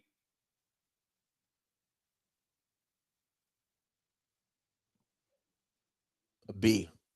B plus, B minus, just B. It could just be a B. Okay. We got some things we can work on. It'd probably be more toward the B minus. Definitely got some things we work on, special teams, and then our offense. So our offense got to get more rolling. I'm gonna answer in the words of Mike. He gotta be a D. A D. No, are you crazy? A D? I just had to do that. Okay. No. I'll give him a B minus. Yeah, Scotty, I love the growth. Gotta be honest, man. You, Scotty, we can make progress. Gotta be honest. You know what I'm saying? Making progress. I feel like your therapist right now, Scotty. We making progress. We're making progress. I can't listen. Do what I've loved if it's been a D, absolutely. You know what I'm saying? But you know, it's a B. I get B. Yeah, you gotta give him a B. I mean, it's a good season. He's winning. Yeah, I mean, as long as you're winning, it's a good season. Hey. You're still playing for second, which I have no problem with. Hey, not too much, Scotty. I'm giving you you asked for my grade, I'm giving you where I'm grading them on. All right. You know what I'm saying? You know, if you're playing for second, fam, you get an A+, you getting a B because you in second. You know what I'm saying? That just is what it is. So true. If you go to third, you get a C. You know what I'm saying? If you go low, you get a D. You know, it's really simple. It's real simple to me. Listen, man. I think the SWAC East is just ass. I mean, like, it's literally FAMU and JSU Everybody else is just ass, so he benefits off of that. He just benefits off of. I mean, if FAMU wasn't as good as it was, I mean, Jackson State probably run away with the East again. You know what I'm saying? Because the East outside of that is just ass. So yeah, I mean, he's doing well, and for what he has to battle with. You know what I'm saying? Like, I would love to see him play against a PV. I would love to see him play against a Grambling. I would love to see him play against. We see him play against an Alcorn and see what that has, and see what he looks like against competitive teams. Because clearly he's lost to teams that are pretty good. But he beat the teams he's supposed to beat. Yeah, all he can do is play what's on his schedule. You know what I'm saying? So we'll see what it looks like. I think the best thing for him, because he's winning, it kind of keeps that mantra of Jackson State being up there. Because if he would have lost, I think you lose some of that residue that Dion left over that made y'all cool. You know what I'm saying? But the fact that he's still winning makes y'all relevant. Because if he starts losing, I think y'all just fall into irrelevant. So let me ask you this: if he run the table, what does that look like going into next year? Like recruiting wise, I think he's gonna be. I think it's gonna be a. I don't think he's gonna be. I don't think he's gonna be the number one FCS recruiting class again. I think he's gonna be a solid recruiting class because I think the way they run their program is that they're just gonna find quality players. You know what I'm saying? Just like quality players that want to be at Jackson. I think that's important for TC and that team is like, you want to play here, you want to be here. I think for teams like Grambling and FAM. And I think I'm scared of Hugh. Yeah, I think offense. If Hugh Jackson ever gets a real defensive coordinator, I'm scared of Hugh. Recruiting wise, I'm scared of him. It's a problem. You know what I'm saying? Got the money. You know what I'm saying? So, and FAMU just has that Florida connection. Yeah, they got Florida. Yeah. They got Florida, so they just trying to keep the kids from leaving. You know what I'm saying? You stay in Tallahassee. Half the players that you see on the team is from Tallahassee. You know what I'm saying? So they have that benefit. You know what I'm saying? So I think seeing what the thing is you don't want Southern to get going because I listen, Southern fans. If you think the fact that I couldn't really believe when I heard J Max was like, oh my God, he recruits Louisiana and your team look as ass as it does. Like that's just like you really think that you was going to out recruit Hugh Jackson? Like that doesn't even make sense to me. That you can make that make sense that Dooley was going to out recruit Hugh Jackson in the state of the state of Louisiana. No, you know what I'm saying? So it just that boggles my mind. But that's a program you don't want to get going because that is like if they could tap into that Louisiana like they're supposed to and get real good talent and actually get a real offensive minded coach in there, then Southern could be a problem. But once again, the East is just open. The East is just open, and y'all don't have to really worry about much because you got an easy division, but it is a SWAC, overall, but still y'all got an easy division. So I mean, you're gonna get Alabama State, A&M, Bethune. Those are 3 wins off the rip. You know what I'm saying? And Valley. Yeah. That's 4 wins right there. So you just got to figure out how to get 4 more. You know what I'm saying? So it is what it is. So we'll see how that goes. But I got to pick your brain on it.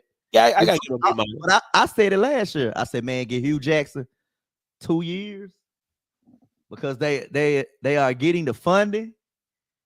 They're upgrading their facilities. They're upgrading everything in their program.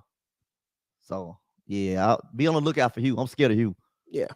You just gotta find a defense. We ain't gotta talk about FAMU because they Florida. You know what Florida gonna do. Yeah, they're gonna always have some Florida boys. It just is what it is. Players to watch. Listen, very simply, man, it's Keyshawn Johnson. It's Keyshaon Johnson and Bubba Adams. Facts. That's it. The sneaky player you need to watch is the DB Mikey Victor. That kid is tall and rangy. Okay, tall and rangy. He plays off man a lot. Doesn't really play press man a lot. You can get a lot of short throws underneath of him, but throwing deep on him is going to be very, very difficult. Adrian Maddox, yeah, he's a factor. I agree. I didn't even know Maddox was still there. Yeah, he's still there. He's a sophomore. Got to worry about Juwan Howe, the running back. He's a little iffy. He ain't really explosive and nothing like that. He's just a solid back. But Keyshawn Johnson, Bubba, and Mikey Victor on the outsides, and how they use Adrian Maddox is going to be a problem as well. What you got? Of course, Irv Mulligan. Because, you know, that's how we roll. We're going to run the dang ball. Irv Mulligan. The entire defensive line. If the defensive line come to play, it's going to get ugly. Real ugly, Scotty. Ooh, it's going to be a homecoming fest. So, the entire defensive line. Okay. Entire defensive line. The entire defensive line. If they come to play, it's going to get ugly. It won't be a ball game for much longer. All righty. Final thoughts. It's homecoming. I will be in Jackson, Mississippi tomorrow. Holla at your boy. We getting it. It's actually kicking out. Things kicking out today. I had to stay and do the show with Scotty. I'll get on that road in the morning. I'll be there tomorrow, Jackson. When I get there, it's up. It's up and it's stuck. And we're going to get the dub and we're going to party with the boom. And it's going to be the best homecoming in America. Hey.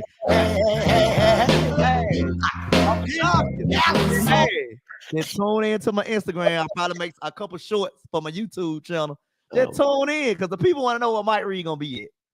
You know, it's always a spectacle when it comes to our score predictions, but we've got a caller on the line. Mr. Campbell, are you there? Sir, Mr. Campbell, talk to me. I am here. Michael, how are you, sir? Oh, Mr. Campbell, I've been waiting on your phone call. Well, Michael, let me say something first of all. JSU by 40 is the reason why we got to have this phone call. See, that's the problem, first of all. That's JSU by 40. So let's start there. Okay? Now, Michael, you know we have gotten phone calls from Sanderson Farms about your account. Yes. So we are actually here to do a credit review of your account, Michael, because it is homecoming. And Sanderson Farms did leave me a message, but I didn't pick it up until Sunday morning. And they might potentially give you an offer. So, Michael, before we get started, because of what's going on, before we get started, Michael, this call is being recorded for quality assurance and will be used in the collection of a debt. I just want to verify that I am talking to one Mike Reed. Yes, it's me. Okay, Michael. All right, now, Michael, here is the thing. Okay, Michael. We want to make sure that people like you, we are here to help repair and fix their wing credit in a legal and quick manner. Sanderson Farms has actually looked at your account, Michael. Now, here's the thing. You actually got credit for 15 wings last weekend. That was pretty good. Hold on. I thought, I was doing the math. I thought I got back because I predicted us to score 24 points. No, 21, 24. I predicted 24. And we ended up scoring 45. So I thought I got a 21 wing credit. No, Michael, you don't get the wing credit because you got to deduct what they scored off of that too. Part of that. That's how that works. Okay, I'll take it long as I got positive. Hey. Yeah, you got positive. Hey, I would take positive. So Michael, now listen, your account is only overdrawn by 29 wings. Now, usually we do not even allow this phone call to happen on 20 wings or more. Okay, we do not allow this. But it is homecoming, and Sanderson Farm, no, you black folks like to eat them chicken wings during homecoming. So, Michael, what we're trying to do is, do you have anybody other than Coach T.C. Taylor, Zoe, or Ken to put up any collateral to help work this balance off? Mr. Campbell, between this weekend, next weekend, and the week after, I think we can work this balance out. 29 points. I think we can beat a combination of 3 teams by 29 points. So, Michael, here's the thing. They want to extend a provisional credit for you to allow you to actually make a homecoming wing prediction. Now, you understand that. Exactly. Now, we have to secure these funds first, right? Okay. These funds have to be secure and in your account. Now, we can't be doing post-dated checks. We can't be doing no switcheroos on the Cash App. We got to make sure the funds are in the account before we extend this provisional credit to you, Mike. Oh, okay, I got you, Mr. You Kelly. understand that? Yeah. It's within the 20 wing limit. You might have to put up them shades or that DJ microphone to make sure that I'm allowed to let this credit go through, Michael. I'm within the 20 wing limit this week. Okay. So here's the thing. So the provisional credit is going to give you 9 wings, which will bring you down to the 20 wing limit. Okay. We're going to extend a provisional credit of 9 wings. Okay. All right, Michael. So now the real question is, I want you to think very hard before you make your score prediction. Okay. Because here's the thing. If you miss this, you ain't gonna have no wings for Valley, Texas Southern, UAPB. And I'm just gonna tell you, you're not gonna have any wings for Alcorn. And you know that's gonna hurt. Oh yeah, I'm gonna need the wings. So you know the white folks, you know them white folks only give you one chance when they extend that credit now. Because they didn't want to come repo you, Mike. So they have called. They know that this is a big time in your life. And they just didn't want you to go to Jackson with cash only, Mike. You know what I'm saying? You're going to be out there big balling, buying drinks and stuff like that. And we didn't want you to run out of money, can't buy no wings when you're out there DJing and things like that. So we want to make sure. So, Mike, here's the thing. And I guess, Scott, are we going to do this now? We're going to let Mike make his wing prediction now? Yeah. Okay, so, Mike, here's your time. You are allowed to make your wing prediction. What is the score that you are predicting? The score I'm predicting for Saturday's football game is, what I say, 27. I said, no, that's wrong, Scott. You said 24-10, I thought. No, I said, hold on, go back to text me. Oh, you said 17-10. Yeah, he said 17. No, that was valid. Oh, okay. 27-14. Yeah, that's it, 27-14. Okay, my bad. So 13 points. Okay, now, Mike, 13 points. 13. Now, Mike, remember, last time we called Coach Taylor, he didn't know. Last time, we had to call all your clubs to look for you. Now, trust me, the phone is going to ring immediately if you don't hit this number, Mike. And then all it will be, there'll be no more wings for the rest of the year. So do you have confidence in your JSU Tigers? I got confidence, Mr. Campbell, but also Jackson State Tiger plays Valley next week. That game could get out of hand. So now, Mike. Do you want? Now, here's the thing. Now, there's door number 1, door number 2. Do you want to have your wing balance cut on this week, or do you want to wait until Valley? Ooh, that's a tough one.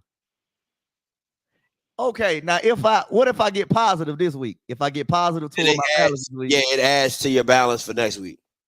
Long as I get positive this week, I should be fine. Now, what he say? Okay, so you got to win about 13, right? So if they do not win by 13, so if it's 10, 9, 8, 7, that means you're negative. Oh, wow. All right, we already giving you a 9-wing credit, Mike. You know what I'm saying? We give you a 9-wing credit. Oh, my God. So really what the white man really wants, he really wants you to have a 35-10 score, Mike. I just want to tell you that. Because, that's that fine print in the back. He's actually going to add them 9 wings to really what you really got to get 35. I'm thinking in my head, I'm adding some up. I can't do a payment plan. Some kind of white man. I'm sorry. 33-10. Can I do a payment plan? We already giving you a provisional, right? Right. We're offering a provisional credit. Because we put you on a payment plan. And that's why we're here today. You wasn't paying on time, and TC didn't even know about you using as collateral. I'm going 13. Let's go 27-14. Let's go with it. Let's roll with it. It's homecoming. I'm rolling with it. I'm rolling the dice. Well, I can always go to Tyson. Now, Mike. Now, listen. Now, you know how them white folks talk. Tyson, Sanderson, Farms, Jimmy Dean. They all talk. Now, you ain't getting no credit from those white people. Now, I'm just letting you know that. Now, just be clear. All the boys talk. Them good old boys talk now, Mike. Because once you mess with one of the white boys, you don't get nothing else. Now, what you might be able to do is go over there on Baylor Avenue on this street and get some of them Arabs to use some wings. The white person give you them wings.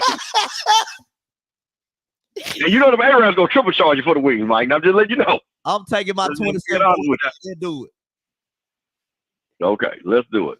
So just to let you know, we are now extending Mike Reed provisional credit because he believes in his JSU Tigers that he is now going to start covering his wing bet. So Mike, I'm super excited. I want all the people from Jackson to have an outstanding homecoming. And if you do see Mike out in public, help him with his wing balance. Give him a couple of wings. Oh, Mr. Campbell, come on down to Jackson, Mississippi this weekend. Mike, I'm telling you, I'm really tempted because we got an off week. I'm really tempted. I'm really tempted. I'm thinking about it. I am really thinking about it because I have an off week because of FAMU and stuff like this. But I will say this before I go. We probably will do a crime report out of jurisdiction for one time and one time only because we might have to arrest Will Smith for being a simp. So we might have to do a crime report for that. So I'm just letting y'all know. We're working on the charges. The DA is letting me know their charges will be brought. And we can bring him in. So I'm just letting you know, be looking out for that crime report. I'll let you all know in a few further days. So, Mike, I want you to have a good night. Enjoy your homecoming. And Sanders's Farm is watching. Thank you, Mr. Kelvin. Oh, man. All right, listen, my bad, Mike. I read that wrong. Me, I got a JSU 21-14. Hot take, I hope JSU loses. Very simple. Easy peasy, lemon squeezy. Okay, ain't no difference. Ain't no difference. All right, that's just me. 21-14, but I hope y'all members lose. Simple. All right, on the path, on the road to the path. We still on schedule. We still. Yeah, still This thing out, man. You know, shaking and moving. Still shaking and moving. Right, still shaking and moving. All right, call lines are open. 518-263-8124. Of course, Paris. You know how I do. 518-263-8124. Kyle, coming to you. Yo, what up, fellas? What's good? Hey, so I got a question. When you make the SWAC power rankings, did you just do this for disdain for Jackson State, or is it actually football knowledge? No, it's football. Or it's a little bit of both? Oh, okay. That's fair. Hey, Mike. What you got? I got you to start on wings, man. I throw you 5 wings, get your credit down, man. Okay. Well, mark that down, Scotty. I got 5. And how he gonna pay a debt if he gotta if he spots you 5, that means he gonna owe 5 if you lose. So I'm gonna get my wings from him. We'll cross that bridge when we get there. Wow. All right. Cal 5 spotted. I do got one question though, right? Okay. What would your game plan be offensively for Jackson State for this game? Go ahead, Mike. Offensively? Yeah. If I'm talking about Coach Mo, first establish the run game and then go out play action. They give Jason Brown a little bit more time to throw with play action because we need time because our pass block is really atrocious sometimes. So just establish the run and then work out play action. Got it. I mean, I hope y'all lose. I'm not really gonna try to give you a game plan. I'm just really hoping y'all lose. No, okay. It's very listen. It's the less attempts, the better for Jason Brown. It's just that's my game plan. The less you can put on him, the better. So it's really just establishing the run and keeping the throws real easy, easy reads. Kind of like if you watch the FAMU game of how the play action pass to Kamari Young, like the easy dump off type stuff. Just keep it nice and simple. Keep the chains moving. Hey, so I got a question. I mean, I'm everything I said I agree with, but you got a suspect quarterback. You know, and that's true. We do. Why not run have 2 backs in the back? So why not run more pro style offense? And you know what I'm saying? Like,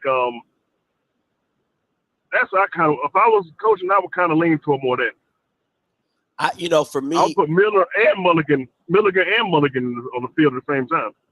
Yeah, it works if if you go spread, that works. If you go power, that doesn't work, right? Unless you're doing like a split back, you know what I'm saying? If you're going like a split back formation, kind of like That's what I'm talking about. Yeah. Or if you want to do that's an what I'm I formation and put Miller as the fullback, right? But the thing is, the issue that I have with that is once you condense the field, you bring in more people in the box. So now, you know, if I'm Alabama State, I'll take my chances Rico Powers one-on-one with Mikey Victor. I'll take my chances Adrian Maddox one-on-one with your receivers because they don't scare me. You know what I'm saying? Or your tight end, they don't scare me. So if you want to condense the field, I think you play into Bama State's hands, right? I spread you out so that when Irv or Miller have the ball, it's one-on-one with the linebacker or one-on-one with the safety. They don't have to see the linebacker and the safety coming in the box. And you know what I'm saying? So that's just my view on it. Because if you condense the field, you better have them guys that can move people. Like I'm talking about some big, like North Dakota State Bamas, you know what I'm saying? That just be moving Bamas, and when they pull, they get out in front, they can move. And y'all have a good O line, but y'all don't have a great O line. But go ahead. Hey, you're right on one thing. I think our offensive line is good at moving off the ball, but as far as pulling and doing traps, that's where the problem might lie. I don't know if they're that fast enough to get out there and get to that next level like that. Hey, unpopular opinion by you, but hear me out on this. I'm pretty sure Andrew Body's hitting that portal. I mean, that's my feeling. I don't know. I think I doubt it's going to happen, but I think him and Mo Harris' offense would be pretty magical together. I'm not answering that question because he's not going to Jackson State. I can tell you that right now. He's not going to Jackson State. I can tell you with 100% certainty he is not going to Jackson State. Do I need to go to Houston and sit at mid-body? It ain't nothing. It's nothing you can talk to the bodies about. I'm telling you, he's not going to Jackson. I can tell you that right now. It's not happening. So it ain't even a question. Mr. Body, let me come sing a ain't even a question. That's why I hung up on Cal. And I like Cal. But that ain't even worth discussing. No. Mr. Body ain't gonna no. He ain't going for that. Nah, it's over with. That's over with. He ain't going for that. No. 91-97. What's up, fellas? What's going on? Yeah, I called. I want to know what you guys think about Keyshawn Johnson versus Jalen Hughes. What does that matchup look like for y'all? Oh, that's tough. I got faith in Jalen Hughes. It's kind of a 50-50 thing to me. But if it's a 50-50 ball in the air, I got to go with Keyshawn on it.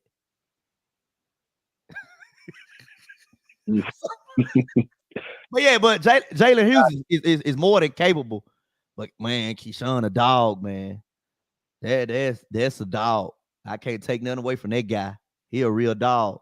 I'll break it to you like this: if Demetrius Davis is throwing the ball, very possible Jalen Hughes can cover it. There you go, Scott. If Damon Stewart is throwing the ball, high likely chance Keyshawn Johnson is going to win that battle. So it really all depends on who the quarterback is. Because once again, wide receiver is a dependent position. So if you're not giving me the ball in areas to where I can win or throwing it to where I can make a play on it, then it's not much Keyshawn Johnson can do. And listen. If you think Jalen Hughes is better than Kendall Bowler, if you think Jalen Hughes is better than Eric Smith, if you think Jalen Hughes is better than any DB at FAMU, because Keyshawn Johnson did them all up. I mean, like, you name a DB that FAMU had, he bodied them. So if you think Jalen Hughes is better than any of them guys, then he has a good chance. If you don't think he's better than any of them guys, they don't have a shot. So it's just very simple to me because he killed everybody on FAMU. He wasn't the guy that can hold that. Jalen Hughes said he's the best corner in the SWAC, though. But the question for you, Scotty, is what does my grandmama said she made the KFC chicken recipe? I mean, I can say whatever I want. I can say whatever I want. My question for you, Scotty, is what does Bama State do against Seven McGee? I'm surprised Mike didn't have him as his player to watch. I'm very, very surprised. I mean, honestly, I would put Adrian Maddox on Seven McGee. Listen, I haven't seen enough from Seven McGee to make him like he's the X factor. I think he's good. I I don't like if I'm talking about X factor like slot guys, he wouldn't be my first choice. You know what I'm saying? Like I could go Marcus Riley before him. I think Marcus Riley's a more explosive player than him. I think Jalen from Southern, the guy they got from PD, I think he's more explosive than him. But I'm not saying Seven McGee isn't good. I just think that he's not somebody I would over game plan for because one, you still have to have Jason Brown throwing the ball. Like it's still Jason Brown throwing the ball. You know what I'm saying? So it ain't like he got, Aaron Allen back there, picking Bama, Miles Crawley picking Bama's across. So, like I said, I think 7 is good. I think he's great for what they do, but I don't think he's like, I wouldn't have to really game plan for him because he hasn't done enough to make you feel like, okay, we gotta, like how Keyshawn Johnson is when you watch film or you watch Alabama State, you're like, okay, we gotta stop this kid, right? Seven McGee is like, he can hurt us, but he got to get the ball, and we don't know if he's gonna get the ball. So, last question, Mike. Over or under the times that they play Who is Swack at the vet? That's a good one. That's a good one. Oh man, that's a good one. I'm gonna say 3. I would go 5. 5. Yeah, I'll go 5. I think they're gonna start it. I think the game gonna start. They're gonna play Who is Swag. Now listen, there are some bitter people out there that don't want to hear nothing about Deion. So it might not get played at all, but I think I will go 5. You gotta run it. Yeah, I think it. Listen, I would. Now, if y'all lose, Eddie Robb gonna run it. Woo! I want to hear that press conference. That's what I want to hear. I want to hear that press conference. Oh, appreciate y'all though. No, appreciate you, bro. Great questions. 47-18 coming to you. What's going on, Scotty? What's goody? Mr. Reed. Man, I feel bad for you. Why you feel bad for me? You get too much goddamn debt, man. Hey, I got this week. I got Valley next week. I got Texas Southern after that. I think I'm in a good position to get back in front of it. You heard Mr. Cam. Don't mess up, Mike. Now, folks have been trying to help you. Todd Cooley said he would have helped you out, but you ain't been returning his call. No. I think I'm in a good position. All right. All right. I got Bama State winning 24-7. What? I don't even believe that. And I don't even want them to win. I ain't even believing that. I don't even want the Bama's to win. I gotta go against the grain. 24-7 Bama State. Okay. I mean, hey, it's your pick. It's your pick. All right, Mike. Well, hopefully you get your debt paid off. If not, well, we have to switch cheese sticks for nachos. He said cheese sticks or nachos. Oh, Scott. Hey, appreciate the call, man. That's a different one right there. Cheese sticks or nachos. Okay. So, let me get this straight. You want me to be scared of a guy who had 2 catches for 20 yards and 2 touchdowns? Scotty, he's slowly getting acclimated in the offense. The thing about it, like when you say stuff, but that's something you don't game plan for. You're right, Scotty. This is a false narrative, right? 3 touchdowns in 2 games. But when you say that, you're like, oh my God, no, it was two receptions, 20 yards, 2 tubs. It's a 10-yard average. Like, I'm not game planning for somebody with a 10-yard average. Like, get out my face. Yeah, I'm with you on this one, Scotty. That's not something that you just game play like you do your whole game plan around. Like, that's no. You know what I'm saying? So they acting like he putting up Zachariah Branch numbers out there. Now that's somebody you game plan for. You know what I'm saying? You be like, hey man, listen, we gotta stop this Bama right here. We gotta stop this kid. We can't let him get off. You know what I'm saying? Like, Jesus, we gotta, you know what I'm saying? So it's just like, it's not, and I don't want to be, I really don't, the offense, let me be very clear. I'm not saying Seven McGee isn't talented. He is a talented kid. What I'm saying is the offense does not dictate for me to take him out the game. That's what it is, right? Because he's not that impactful of changing the game. Who's the most impactful? Irv Mulligan. Who's the most impactful? Miller. Exactly. So if I can take those guys out and make Jackson do something they don't usually do, they should be falling into my trap of making them uncomfortable. So that's what I'm saying. So it's not like, I want to be very clear because people are like, oh, Scotty hating. No. Seven McGee is talented. You know what I'm saying? Listen, y'all know how I feel about Rico Powers. I love Rico Powers. I think that kid is he's amazing, right? But the way the offense is structured, it just doesn't. You don't have to game plan for those players. You just have to make sure you're covering them, but you don't have to game plan. It's two different things.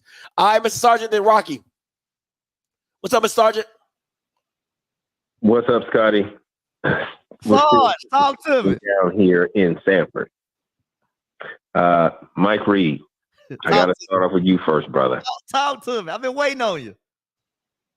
All right. So here's what we're going to do. I need you to put on that FAMU hat. And here's why. FAMU's going to win this game against Texas Southern. FAMU's going to win the game against Prairie View A&M. Oh, I hope not. FAMU's going to beat Alabama A&M, and Florida A&M is going to beat Bethune-Cookman. We're going to be the beast from the East, and we're going to represent the East side against the West. And since that's going to happen, I need all the East people and alumni to support the East representative. So I need you to put that hat on for that SWAC championship game in Tallahassee. And if you show up, I might get you a few chicken wings to help you with your debt. I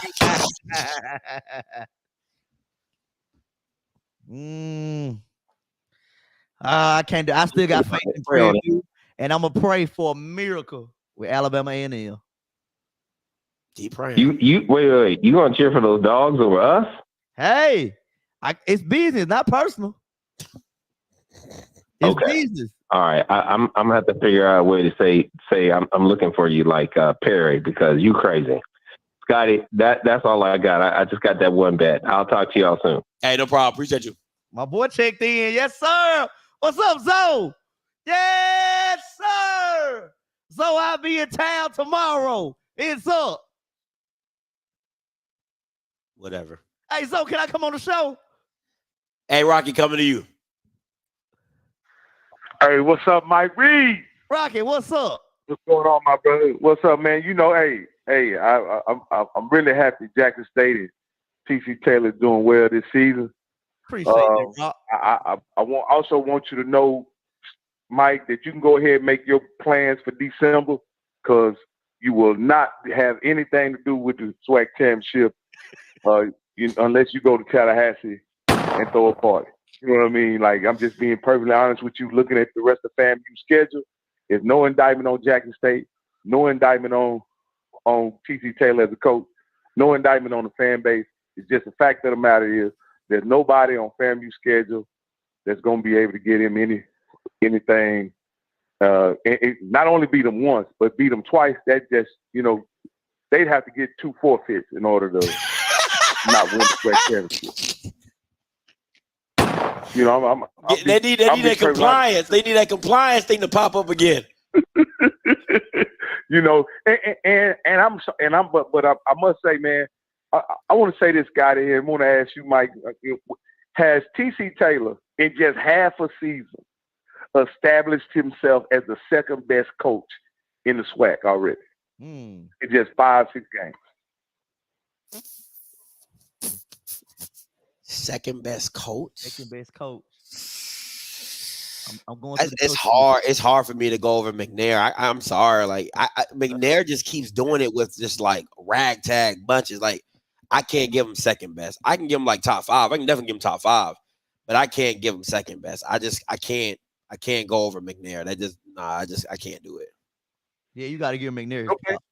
You got to give McNair his props. I can even go with that because McNair has championships under his belt. But even at third best coach in the SWAC, let's put him there. Who would you put above him to be better than him? Yeah, better than TC. if we agree that Willie Simmons and McNair are better, but as a coach with literally 6 wins under his belt, 6 games under his belt, is anybody else in the SWAC currently coaching better than him? No, and I gotta give a lot of people saying Hugh, but I can't give Hugh because Hugh's first year was not good. Yeah, it was. And he had nowhere near the turnover that TC Taylor had, nowhere near the expectations that TC, like you got, like when you look at it in the full frame of what everything TC Taylor had to go through and had to persevere through. Yeah, you can say whatever you want about, him being an alum and him, people coming behind him, but everybody in the back of their mind still had Deion Sanders expectations. Let's not play this game like Jackson State fans didn't have Deion Sanders expectations. So for him to have as much turnover as he did, to come back and still be competitive and winning, I gotta give him number 3. You know what I'm saying? Because if we're being honest, Dooley should be in front of him. Hugh Jackson should be in front of him. And the only person that I can say that's close is Bubba. Like that I would put in that 3rd spot for what Bubba McDowell, for the way he's kept PV competitive and he's kept them relevant. You got to go with Bubba McDowell as well. So it could be a 3A, 3B type of situation with Bubba. But if you include all the factions that TC Taylor had to go through, especially replacing Prime, that's not a job that anybody could just walk in. So you got to give him his credit where credit is due. So yeah. Well, the only reason why I would put TC above Bubba, because you take a big game like what I consider the Southern Jackson State game, and his team performed, and they performed well enough to win. PV in those big spots, under Bubba McDowell, have laid eggs in big games. And so, and we hadn't seen that from TC Taylor. And so that's he what laid an egg against FAMU. I don't know what you're talking about. He laid a big egg against FAMU. Come on. Okay. So are you, when I get the term laying an egg, is not when the better team beats you. Laying an egg when you're the better team and you lose. Okay. When you're the better team and you lose. Got you. Okay. Yeah. Because I'm gonna be honest. I'm gonna be perfectly honest with you. We came into this season expecting FAMU to do exactly what they're doing, probably even do better than what they're doing, based on what they had returning, based on the quality of coach that's there, based on their talent. I think we expected FAMU to do exactly what they're doing, or possibly even more, and they're living up to their obligations, whatever. But at the end of the day, TC Taylor was an unproven product. He comes in, hoping that you can hold the program together, and he's doing so much better than holding the program together. He's literally has the second best program in the SWAC right now. And you can say, you may want to say, well, that's residual from Deion, but when 40, 50 players leave that program, you can't give it. I don't think you can't say that. You can't. No, you can't say that. Yeah, you can't. Now, what you can say is the residual coolness factor of Jackson State still has that. Oh, absolutely. Yeah, so that gives you some type of leeway to get players in there, right? But what I will agree with you is the residual of players, absolutely not. You can't use that. You cannot use that factor, because you can't be on one end saying, you ain't got nobody, everybody left you, and then on the same you're like those prime players. That don't make no sense. That don't coincide with each other. So I agree with you on that. My thing is this. The second best team in the SWAC, it's just hard for me to give that to them, because I think there's more talented teams that are better, and they play better competition, so I can kind of see what they are. But I think we will know what Jackson State is against, like, it'll be too late, because you got Alcorn and whatever, and their schedule kind of is pretty easy, coming down this stretch. But I think once they play Alcorn and see where Alcorn's at, I think that would be a good measuring stick of what they were for the season. You know what I'm saying? Because they got a lot of buttercups, UAPB, Texas Southern, Alabama State, not really a buttercup, but you can kind of throw them in there. But we'll see. Now I didn't see the entire game last week, but I want to ask Mike this before I get out. Mike, you've probably seen every Jackson State game. I haven't, right? This the one the last week I missed. I didn't get a chance to see it. Mm-hmm. But my point in asking you, do you feel like they're getting better as the season goes on, or they, have they established an identity, all that kind of stuff? Do you feel good about the trajectory of the team? I do after Saturday. I do about the trajectory of the team. Because we've been through a lot of injuries since earlier in this year. Like with the kicking, look at Scotty, with the kicking situation, we was and special teams, we've been down bad. And I told Scotty before the bye week, I was like, Scotty, coming out this bye week, gonna tell me everything I need to know about the season going forward. We looked like a totally different team when we came out and played Saturday, Rocky. A totally different team. We actually covered on special teams. Our defense came out a little fired up. Our offense had some moments where we got rolling.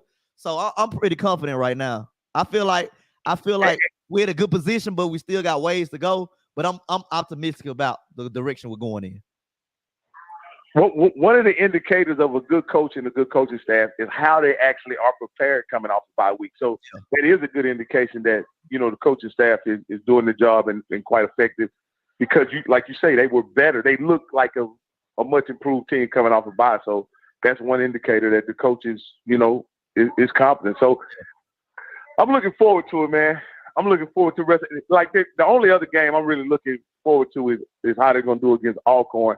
I think this week's game is going to really see how much TC and the staff is going to lean into their identity. Are they going to be determined to run the ball even though Alabama State is going to put up some resistance, or are they going to try to switch to throwing the ball all over the yard because they may get some resistance in the running game? I tend to think TC is an offensive guy, so he's going to be inclined to throw the ball all over the yard once he gets a little resistance from the defense. But I don't know that they can actually play that game with Jason Brown, in my opinion. But man, hey man, y'all doing a great job. It's always good listening to y'all, man, and watch y'all on YouTube, man. And y'all be good, my friend. Hey, appreciate it, Rock. Appreciate it, Rock. Listen, I like this question. Scotty, who is your number one HBCU NFL prospect since you aren't sold on Anderson from Grambling?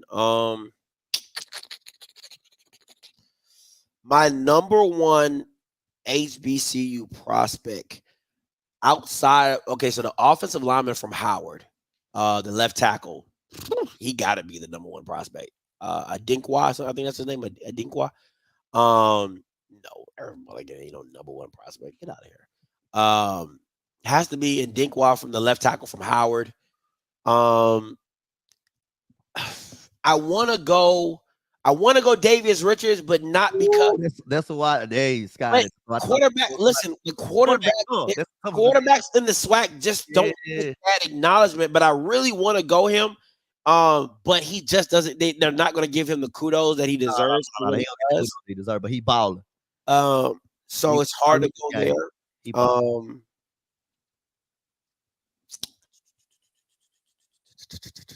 trying to think. Man, it's hard. It's hard. I would just have to go Dinkwell. That would be my number one prospect. It's tough this year, Scotty. Yeah. Yeah, I would have to go the left tackle with Dinkwell. That would be my like number one prospect. Sundiata has dropped so low for me. I'm sorry. Like, he has the measurables, 6'5", he got the size, but 235, 240. Ain't showing up on film. Yeah, it's not. If outside of that, I don't know if Elijah Burris is a senior or not. From Hampton, that Bama needs to be up there. I don't know if he's a senior or not, but that Bama's damn good. Somebody from FAMU, my prospect from FAMU would be Anthony Dunn and Kendall Bowler. I know Kendall Bowler was on he was on the senior the Reese Bowl senior watch list. I think he has another year to come back though. Yeah. But Aubrey Miller, Aubrey Miller, he gone, bro. He gone. He ain't playing no more. Depending on Bubba's height, because I don't know how tall he is, I would give Bubba Isaiah Major. I got to see his height. what Isaiah Major's height is, because he kind of looks small. He looks 5'11-ish. If he 5'11-ish, I'm sorry. I'm sorry. It's just height. It's a height. It's a height. Height matters. Yeah, you know what I'm saying? I'm gonna tell y'all, I'm gonna keep it real with y'all. It matters. Come on, NFL agent. You know what I'm saying? It matters. It really matters. So if he's 6'2", 6'3", that's completely different. But if he's 5'10", 5'11", this is like it ain't the complete factor to turn you off of, but it be kind of like, when I got this other guy say that's tall. And he played Power 5 football. Yeah. You know what I'm saying? So I like Bowler. Kendall Bowler. Yeah, Kendall. Oh, yeah. Yeah, he can ball. 4.43, 4.4 speed. Yeah, about 6'1", 6'2". Yeah, that kid nasty. Yeah, Kendall. Are there any receivers? I love Montario Hunt. Listen, Montario Hunt from Alcorn, I like that kid. And I like a kid from PV. They got some big receivers. I don't know if it's Savage or another kid that I like from PV. They're pretty good. Marcus Riley, he got too many drops for me. He drops. Yeah.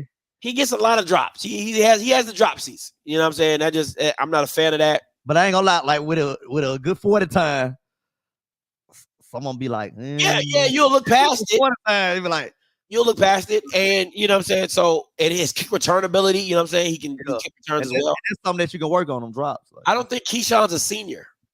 I don't think Keyshawn's a senior. I think he's like a red shirt junior or a junior or something like that. I don't think he's a senior though. I'll give it to Shareed. I like Shareed as a kick returner. I definitely like Shareed as a kick returner. 6'1", 230. He look more 6 foot 5'11-ish, but if that's what he is, that's what he is. If Keyshawn Johnson, listen, somebody from somebody who's a former agent, he said Keyshawn Johnson's not a pro. He might not be an NFL pro. Listen, he might not be an NFL pro, but he damn sure can play for the XFL. Oh, yes, sir. That is no question he can play for the XFL. Not even a question about it. What about I like Jordan Carter. I think he can play XFL style football. I really believe he's an NFL pro prospect. I like Jordan a lot. I think he's really good. Petrie has the body, he just doesn't have the production. So he's probably gonna be undrafted. Yeah. I don't think he got no film. Yeah, he's gonna be undrafted. Lyndon Rash, I think Lyndon's the kind of kid you invite to camp and he blows your mind. That's the type of person that Lyndon Rash is, right? Lyndon Rash is not going to get drafted. But if you invite Lyndon Rash into camp, he makes a team. He's just that good. He can play the slot, he can play the X, he can play the Z. You know what I'm saying? His foot speed isn't really there, but he can definitely, if you invite him into camp, he can definitely turn some heads. But Kendall Bowler is one of those guys. So we'll see. Irv, listen, this kid has all the measurables. I don't know if he gets drafted, but he has all the measurables. And if he does get drafted, I can see him being like a 6th or 7th round pick because the kid's 6'4". I mean, a 6'4" DB, like come on, bro. Like, that's ridiculous. A good 40 time would definitely help him. Yeah, if he gets anything sub 4.5, he's good. Yeah. You know what I'm saying 6'4", sub 4.5. And his Pro Football Focus grade is he's actually rated as the best corner in the SWAC through Pro Football Focus. 6'4", boy, he gonna have scouts salivating over him. Yeah, he's legit. He's legit. So yeah, but appreciate the question. Mr. D, coming to you. What's up, Mr. D? What's going on, Scotty? How you doing, my brother? What's goody? Mike Reed, how you doing, man? How you doing? Man, I'm gonna stop betting that goddamn on the Grizz. You ain't gonna bet no more this week. So look, I was sitting up here minding my own business on my phone. I get a message from the JSU MS News. You heard of them before? I've never heard of them. Scotty, I just sent you a text on your phone. They sent me a article talking about Jackson State and Getty Images celebrates the story the storied history of HBCU's homecoming with a photography exhibit with the cheerleaders. Why in the world y'all talking about the cheerleaders? Hey, they Jackson State students, right? Show that picture. If you could show that picture, that'd be good. If you could show it. I know it's y'all homecoming, but why y'all pushing all this information on homecoming to non-Jackson State people? You must you had to get on the email list by some kind of way. That's because of putting money to y'all school. That had to be. Yeah, they got the email address. Yeah, okay, gotcha. You just on the email list. I must be. But anyway, so look, this game this week. What do you think the keys to winning this game? Because I really think it's going to be a defensive game. I think it's going to be low scoring game. So you may have to owe. Mr. Campbell's going to be calling you for some collection dues, some debt. Oh, you already behind. He already called in. Oh, I know. He called in. I'm talking about he's gonna call in and again later on this week talking about you. Oh, got you. Yeah. I'm talking about because you're gonna be in some serious trouble. What do you think on that? Scott, you got that picture? Yeah, I already put it up. Oh, okay. All right, cool. I mean, I agree. I think it's going to be a defensive game. I think whoever can get whatever style of offense the other team feels they need to run, whatever they can get it established first, I think is going to be huge. And I think the second half of this game is going to be huge as well, of how the team comes out at halftime, if you're down or if you're up, how you keep that momentum going, because understandingly, you're in the vet. And the one thing about Jack State fans is if they're up, they're happy. If they're down, they're quiet. So if you keep it close, 7-7, low scoring, 10-7, yeah. You know what I'm saying? Like Alabama State's gonna have a chance. But if you let them if you let them do like they did A&M at the vet, it's a wrap. It's a wrap.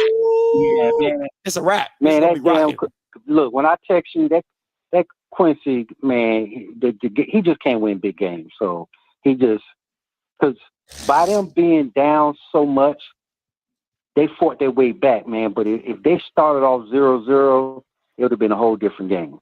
But anyway, all right. Hey, Mike, take a look at that picture, and you right at the bottom. So anyway, man, you take care. Hey, appreciate it, Mr. D. I appreciate it, Mr. D. Mr. Porter and TG coming to you. Good evening, gentlemen. How are you doing? What's up, Mr. Porter? Talk to me. Hey, first things first. I only see 146 likes, but there are 331 people. Y'all need to support black business and like the stream. It isn't that difficult. Let them know. Secondly, yes, sir. Secondly, I personally believe that if Demetrius Davis is starting at quarterback, that JSU is going to win this game 21-10. That's my honest opinion. If he is, and that's also going to be contingent on JSU playing a full game and not simply one half of football. They've shown that they're very skilled, but they need to show that they can put a full 4 quarters together. I believe that if Eddie Robinson Jr. actually does get out of his own way, that this game is going to be competitive and you're going to have a win based upon a 2-minute drill. My final question is this. What do you think would have to happen for the Southern alumni to try to move heaven and earth to Repo Dooley's ascots due to his poor decision-making? Y'all take care. Listen, I think, hold on. The conference has been locked. TG, you my last caller. I think for Southern to get rid of Dooley, he will have to lose the Bayou Classic this year. Oh, yeah. He'll have to lose the Bayou. He would have to come down the stretch bad. That means losing to Alcorn and losing to Grambling. Like, for them to get rid of him this year, he would have to lose to a lot of teams that he thinks if he lose the PV, if they lose the PV and then lose the Grambling,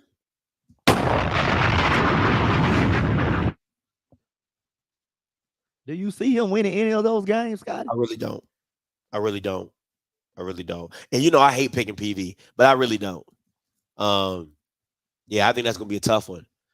I think it's gonna be a tough one. So we'll see. But I mean, from what I've been told, they're not gonna let him go.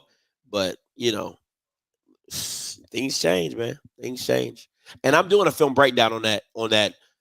They were dropping 8 crap that he's talking about. Yeah, I'm definitely. I'm squashing all that tomorrow. I'm squashing all that. I'm not. Because what pisses me off is like, if you know football, Ninja, do you know football? Hello. I'm sorry, TG. What's good, Scotty? What's goody, TG? Nothing much, man. Was that Mr. Porter? Is that his name? Yeah. That was just on the call. Listen, Mr. Porter. I just want you to know, I appreciate you. I do. But the like situation, that's your boy job. I just want you to know, you know what I'm saying? I appreciate you because you know what I'm saying. You backing up my boy Scotty. I get it. I appreciate you. Hey, but it's a certain swagger that you need to get on me to like. You know what I'm saying? It's a certain type of seasoning that you need to put in this gumbo over here. So, just let me hold it down, bro. You did all right. You know what I'm saying? You had a little, you had a little something on the chicken, but it don't taste the same. It don't. I just want you to know that, man. It ain't no hard feelings. Just let me hold it down on this end. You know what I'm saying? And then whatever your niche is, you do that. But for me and my house, we gonna talk about these likes. So if we don't get these likes up, it's gonna be a problem out here. It's gonna be a problem out here. Everybody and their mama be wanting to know what's going on with J State. Baby, you listening? So why don't you go and click that button, get these likes up. Now that we done got that out of the way, Scotty, let's keep it a whole buck. Listen, I would say I don't want to talk about the young man, but I mean Jason Brown is as old as me. So that man.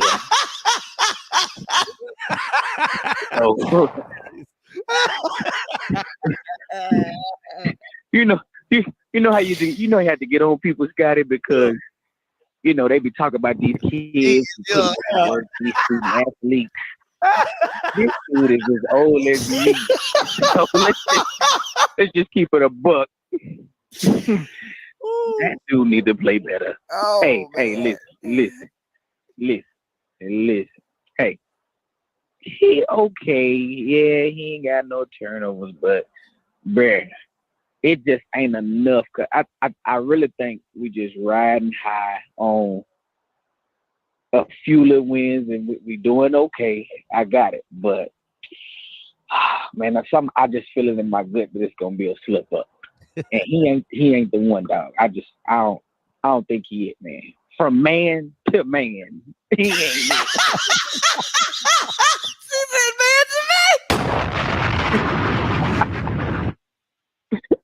Not a young man, from man to man.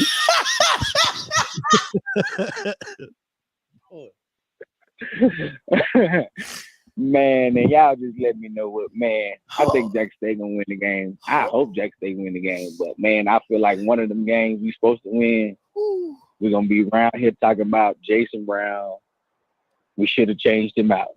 I think we should change him out now, to be honest. But no, not this game. I think we gotta ride it out. Maybe UAPB or something like that, but we gotta ride it out. Yeah, I wouldn't change him on this game. I think that's playing with because maybe not this game, maybe the next one. But yeah, I would definitely try. Man, I'm gonna keep listening, man. Hey, y'all get these likes up. Hey, appreciate the call, TG. I think we gotta ride it out, Scotty, because we got to ride it out. I think changing quarterbacks right now, be playing with fire. We got to ride it on out unless he just go out there and just already you're second. At some point, listen, how about entertain me for a little bit, Mike? Entertain me before you gotta go to your counseling session, right? Entertain me. Keep hope alive. What I'm saying is this. At some point in time, you have to prepare for your future. And your future is not Jason Brown. You see what I'm saying? So as the season gets closer to ending, you're going to have to start playing Zy McDonald or Jacoby and Morgan bandwagon just to see what that looks like going forward. So when you know you're not in the SWAC, so when that time says, hey, we cannot win the SWAC championship. When FAMU clinch. When FAMU clinches, you got to take Jason Brown out and you gotta play your future. Because him finish out the season does no good for you to see what you got at the quarterback position. Because then you're gonna come back next year and be like, we don't know. But you can find out during the season when the bullets are flying. So I'm just saying. I get it. That's a good point. I feel like you can't. No, we got to ride the wave right now. I'll say this: if you lose another game, you got to get rid of it. It's no okay.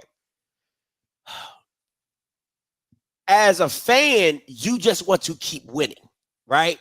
But as a coach, I have to prepare for the future. Yeah, and that's where the in between is going to come at. Is because you're like, okay, do I play Jason Brown just so I can get wins, or do I play the young guys so I know what I have? Yeah. You know what I'm saying? So that's what. So I'll say if you lose again, then you got to make that. I actually want to see Jacoby Morgan. I'm a fan of big quarterbacks. I want to see him in action. I want to see what he really can do. We'll see. I'm on the bandwagon. We shall see. I'm on the Cam Newton of the SWAC bandwagon. No, the dude has 2 rushing touchdowns, and now he the Cam Newton of the SWAC.